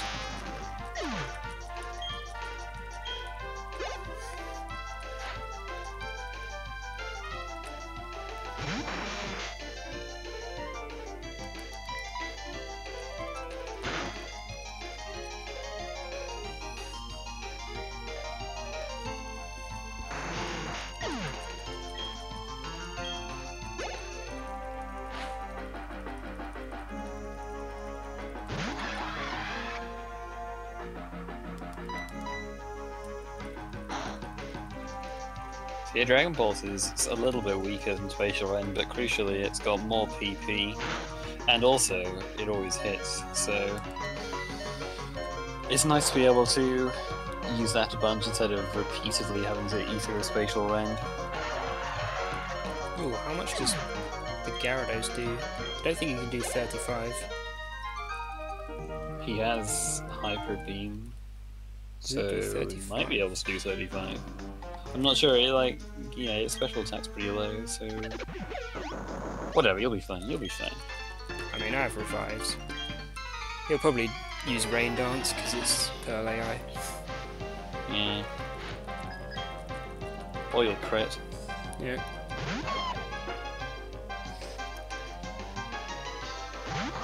If you have enough Spatial Rends, you can go for Spatial Rend against this guy.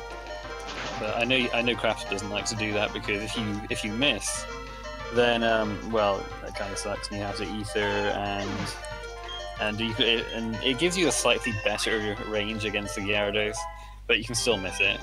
And then you can get the swag struggle kill. So, I mean, I don't see any downside really. I only do it if I'm planning on doing the center after the rival, which you need to do it then, because otherwise you'll run out of Dragon Pulses. And the reason I do that is because in one of my early practice runs I missed and ran out of PP, and it was terrible. So ever since then I've just been like wary. I mean, I suppose if you get this far into a run, you don't really want it to die before you're almost at the Elite Four, and it's like, from to have it die not even there kind of sucks. I have actually hit that Gyarados, I think only once, with Dragon Pulse. Oh, It's dang. really hard range. But yeah, he didn't even use Hyper Beam, just Dragon Dance and then Rain Dance. Just wants to be a dancer. Yeah. Tiano, is that you?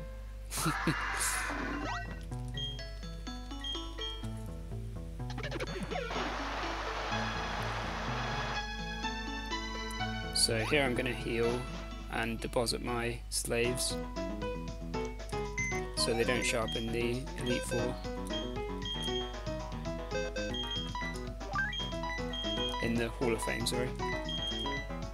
I'm also going to heal Infernape since he was low.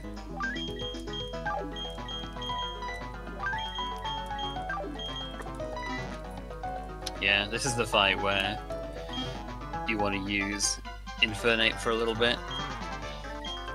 Gets one last swan song.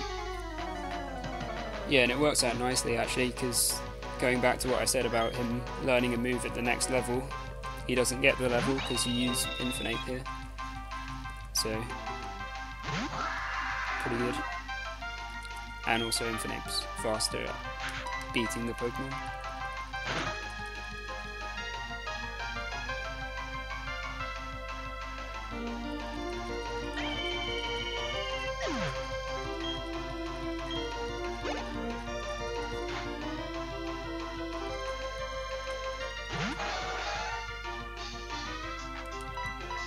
What you can do with better stats is that you can save enough Surf PP to go for Surf instead of Dragon Balls, and so you wouldn't heal before the rival, and then you would and then you could go for Surf on this guy, and Surf has 95 power, so Dragon Balls is 90, so it can help with a couple of damage ranges. But Yeah, you need this good stats for that, because you need good stats for that, because if you do that, you have to forego Surf earlier. Well, I got that Heracross anyway. Good stuff. But yeah, you need to save those surfs and also the spatial rens so you can. Wait, do you have to save the? No, you don't have to save the spatial rens. Never mind. Because you can just. Yeah, because you don't need to use Dragon Balls at all. All right, rest here. I'm just going to switch straight to Infernape then.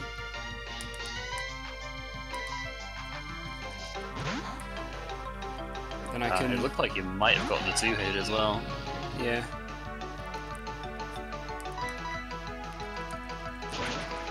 So I think this is a damage range with close combat. Yeah, what is it, like 50%? Well, you're at a higher level though, so maybe it's a extra range than I remember.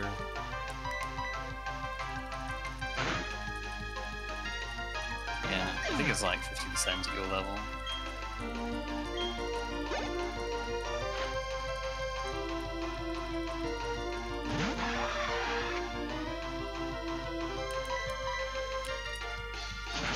Oh wow, I'm gonna get to level 52. Dang. Normally you don't even get to 51. Or you just about get to 51.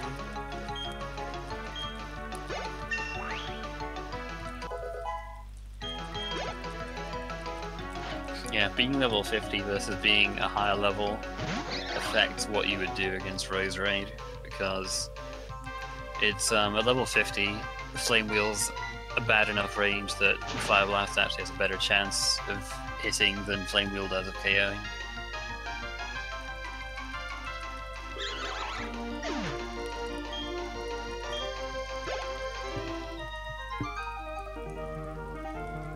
I'm actually going to buy full restores here because I've run out of status items on Elite Four before, and it's just run over, so I don't really want that to happen, even though it's unlikely. You know, it's a marathon, so anything can happen. We've seen that already. Yeah.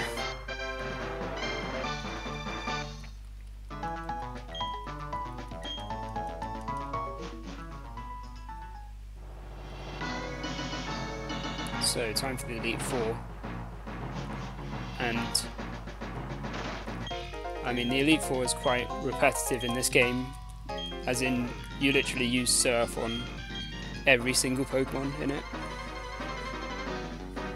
But setting up can be bad because, for example, this Dustox has Light Screen, so you really don't want that.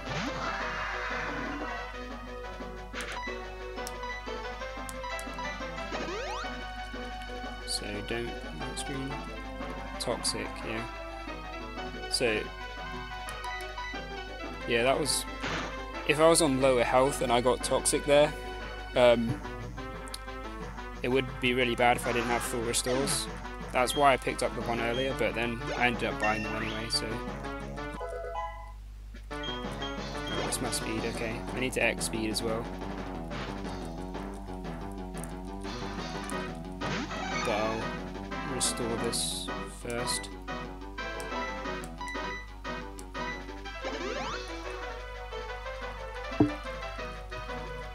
But Toxic is still better than Light Screen.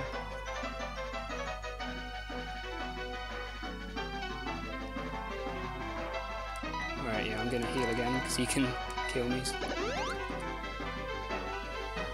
I didn't see your speed. Are you faster than Heracross or not? No, I'm 124 and he has 125. Oh man. So I'm gonna X speed. Yeah, there's two Pokemon that can outspeed you here. You've got this Heracross, and you've got his Drapion as well.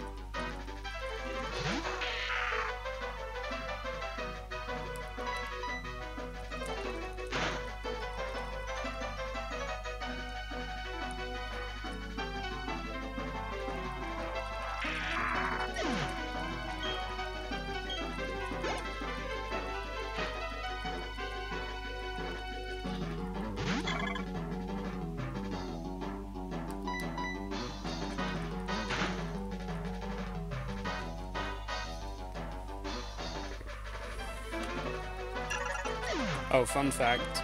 Apparently, you can beat the whole Elite Four in black in the time it takes to beat Aaron and Bertha, Wait, really? according to Sinstar. Oh my goodness. That's how slow the fights are.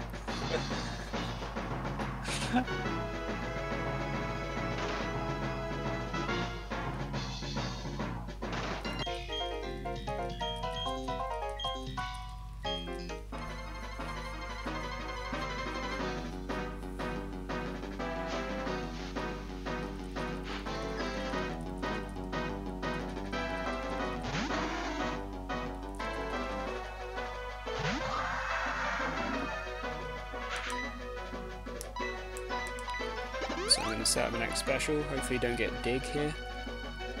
Sandstorm, right. I feel like they must have known what they were doing with these leads, you know, just makes them be a bit annoying. You have Dustox with Toxic and Light Screen, then you have this Quagsire with Dig, Sandstorm, Protect and Double Team. Yeah, that's just a terrible moveset.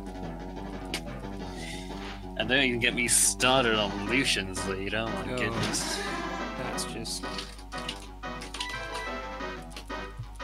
Nice, didn't get Sucker Punch there. So Bertha's probably like the most simple fight. Just X special and surf everything.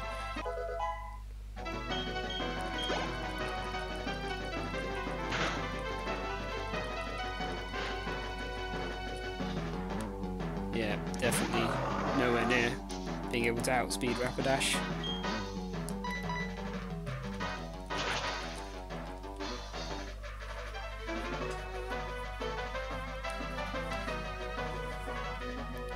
Oh yeah, I didn't mention, if you have really high special attack on Aaron, you can KO Dustox in one hit without the X special and then set up on the Heracross, so you don't have to deal with Light Screen and Toxic and stuff.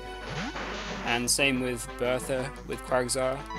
If you have really high special attack, you can set up on the Sudowoodo. You don't have to deal with Dig and stuff.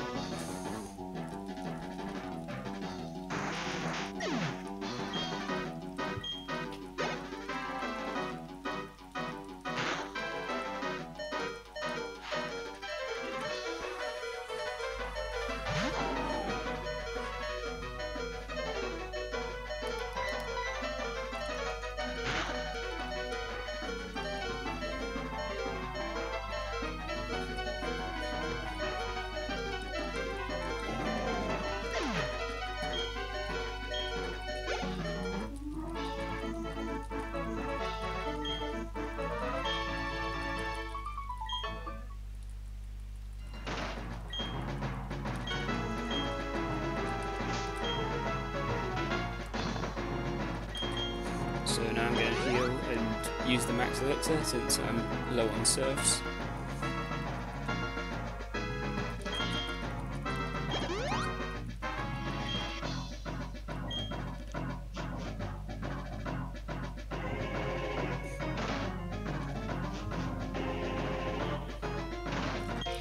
Alright, Flint. So this Rapidash can be pretty annoying if it uses bounce. I mean, it's not too bad because you get the turn to set up the X special, but I mean, the worst thing is if you get paralyzed. Sunny Day is also not great. Yeah, which is what I just got. And my special attack isn't quite good enough, so I need to set up the X special, and then he uses bounce. Oh man. I'm just going to chuck a Pokeball to waste the turn.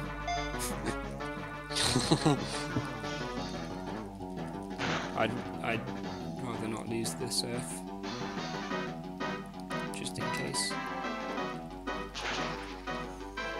And that's actually, oh, that's actually alright, because then, because you have to waste a turn anyway for Sunny Day, so that's not too bad. Yeah, because Flint kind of stretches the definition of fire types a bit. So even with the X special, you can't one hit everything through the sun because not everything takes double damage from stuff.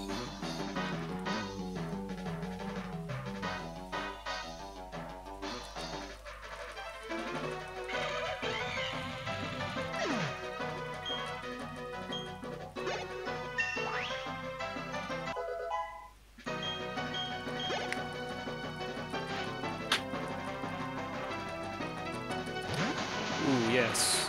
My special attack. No, sorry, my speed is just about good enough to not have to X speed on Mr. Mime, which is very good because Mr. Mime has light screen. So I only have to X special on him. If you have to X speed, then he obviously has an extra turn to use light screen, mess you up.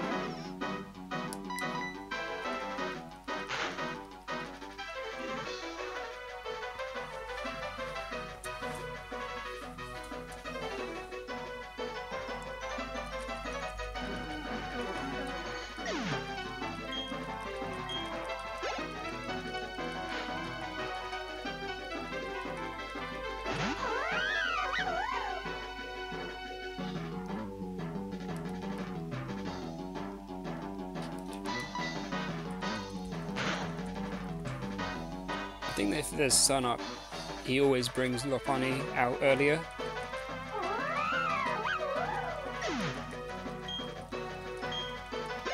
I think he does. Maybe.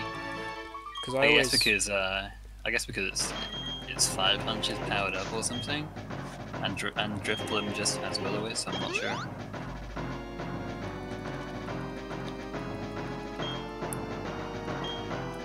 Because usually when Sunny Day's up, you have to waste a turn healing on Lopunny.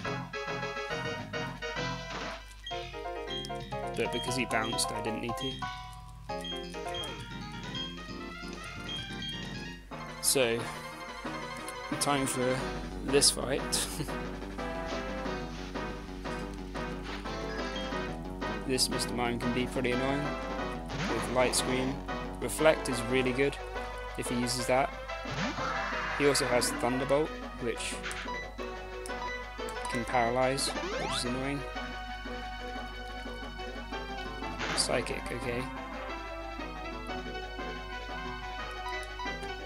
Good. No light screen.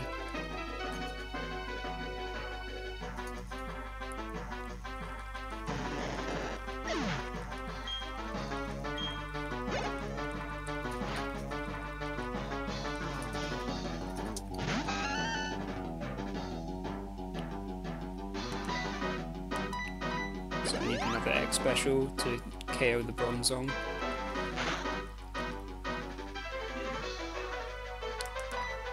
And I need an X speed.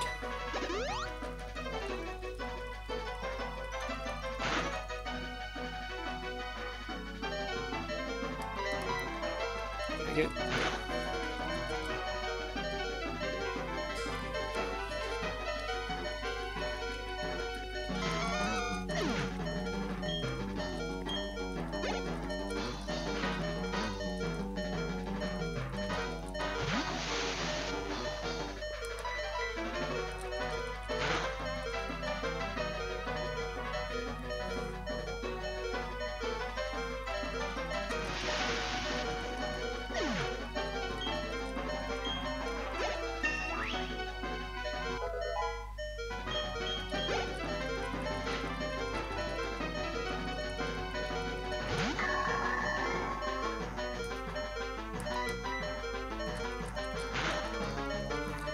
So I'm glad my speed isn't really bad, otherwise I would have to use 2x speeds on Cynthia.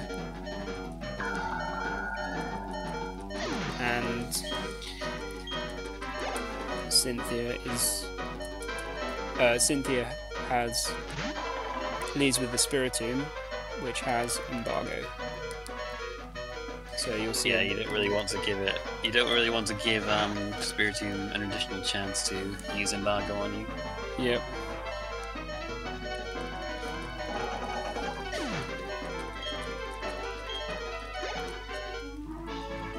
I'm gonna save before this fight because I really don't want to die and then have to redo the whole Elite Four.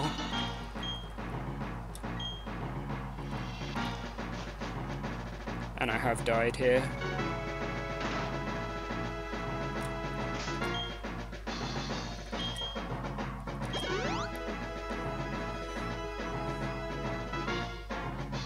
But yeah, this fight is annoying because the Spiritomb has embargo, and basically you really want to get 1x speed and 3x specials off if possible, but depending on which turn, if any, you get embargo, you basically use a different strategy for the whole fight. So if you get it turn 1, it's like the worst, and then each turn after that it's a little bit less bad. It is pretty cool though how your strats, how the moves you use are just completely different based on that one move. Yeah. If only it didn't lose so much time.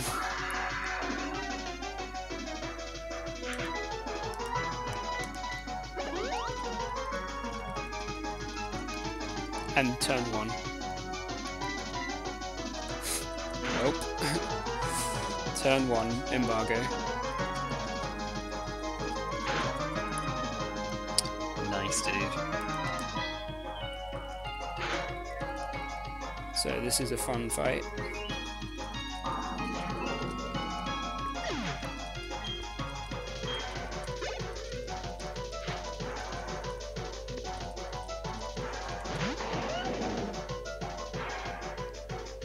If you don't know what embargo does, by the way, it means you can't use any items, and that includes the choice specs.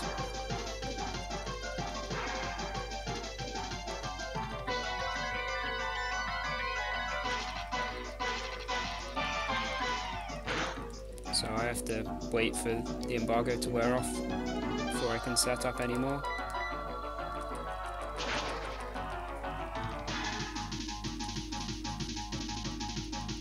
Setting up in Gyarados' face is a bit scary because you just drag and rush and take you out, but Garchomp, you mean? because this is Pokemon Pearl, it's not so bad. So now the embargo's worn off. I'm gonna heal.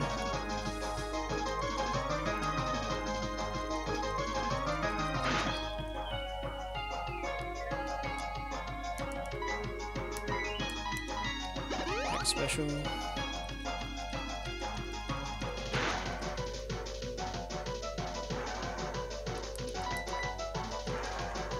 $82, okay. I can survive Gastrodon with that.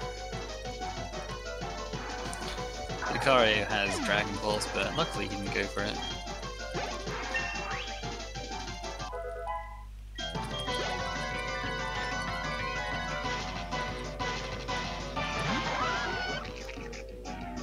Alright, so another X special here. So I can take out this one. Earthquake. Were you supposed to go for Surf? Yeah, Okay. why not? I mean, but don't you have Milotic to go? Yeah. I have to hope he doesn't Mirror Coat. Oh, that's the strat, is it? Yeah, Jeez, that's the strat. Don't get Okay. Mirror Coat.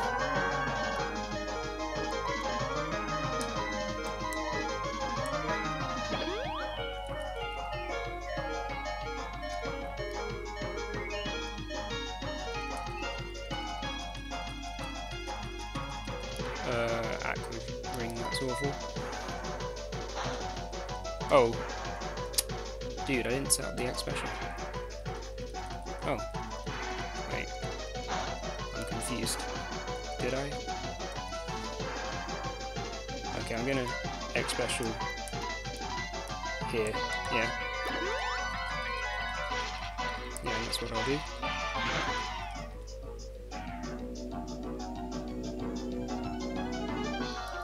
And I think this will kill.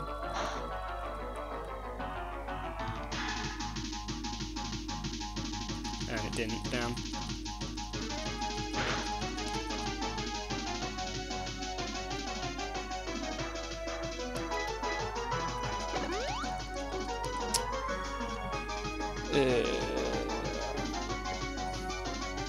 Yeah. It's not gone well.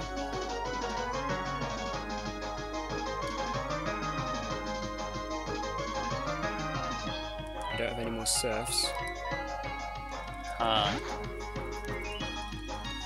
Alright. Go Infernape.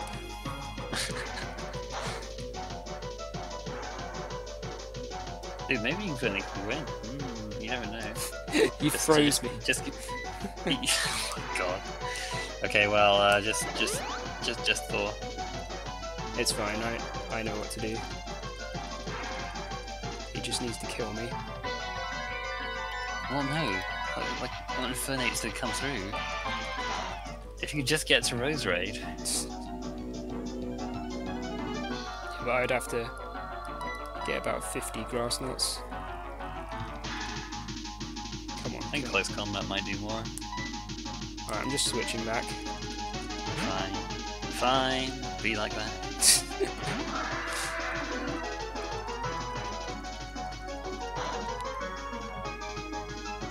Okay. How many X specials do I have? 3. I think you have like Perfect. 4. No, 3 left. I could just go to +3 and kill it. This was the plan. All along.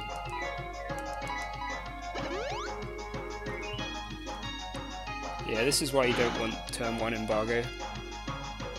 I think I did it a bit wrong, but still, it's still bad. Not all fire moves remove freeze. Sidnoia. It's just things like Flame Wheel, Flare Blitz, things that basically set you on fire. Fire Blast is not Yeah, one of the things and I didn't that want to will get rid of the freeze. I wanted him to kill me. But oh, come on, dude!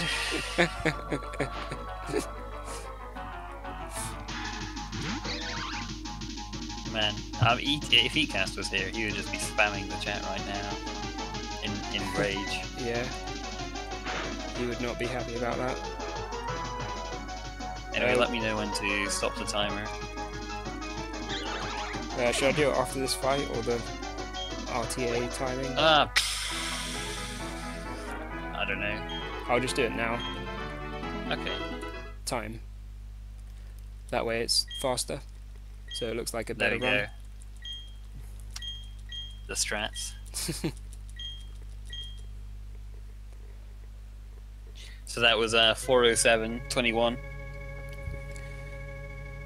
Yeah, that's not very good. Well, come on, what are you saying? It's 12.5 minutes underestimate. Oh yeah, that's yeah, it's amazing actually. Yeah. Yeah, good job, man.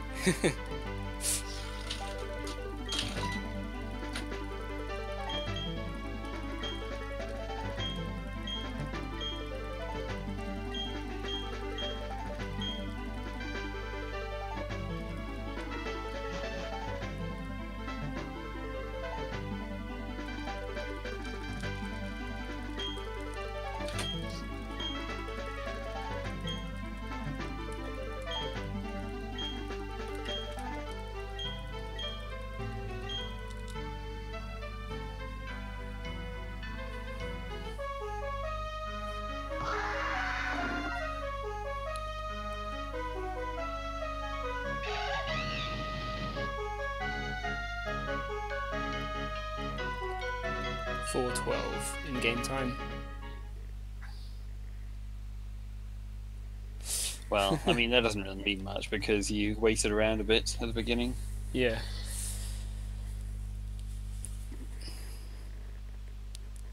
Well, if you don't count the spinners and the deaths, then it was a good run.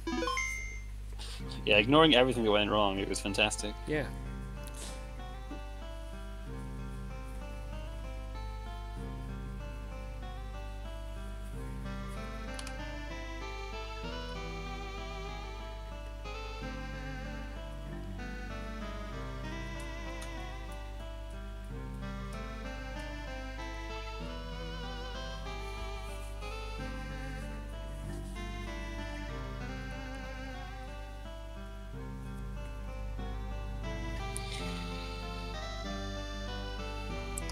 So yeah, so there you go. Yep, that was Pokemon Pearl without using any glitches. Pretty interesting run all around, I'd say. Yeah. I'm sure it was a lot of fun. Had some good times. Remember the time when died to the Ice type gym leader? Oh yeah, with that, using the Ice type Pokemon, yeah. Yeah. With the Ice type move. Yeah, sure.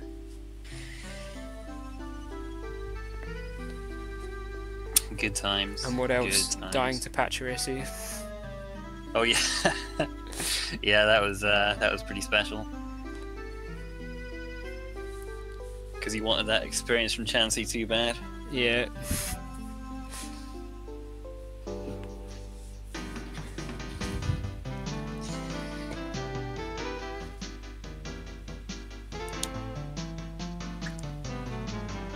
But yeah. With glitches, it's about an hour.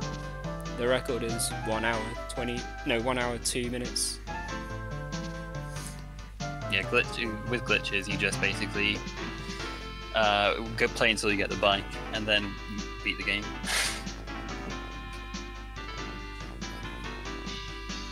Anyway, I guess we will transition over to the next game now. So thanks very much, Crafted.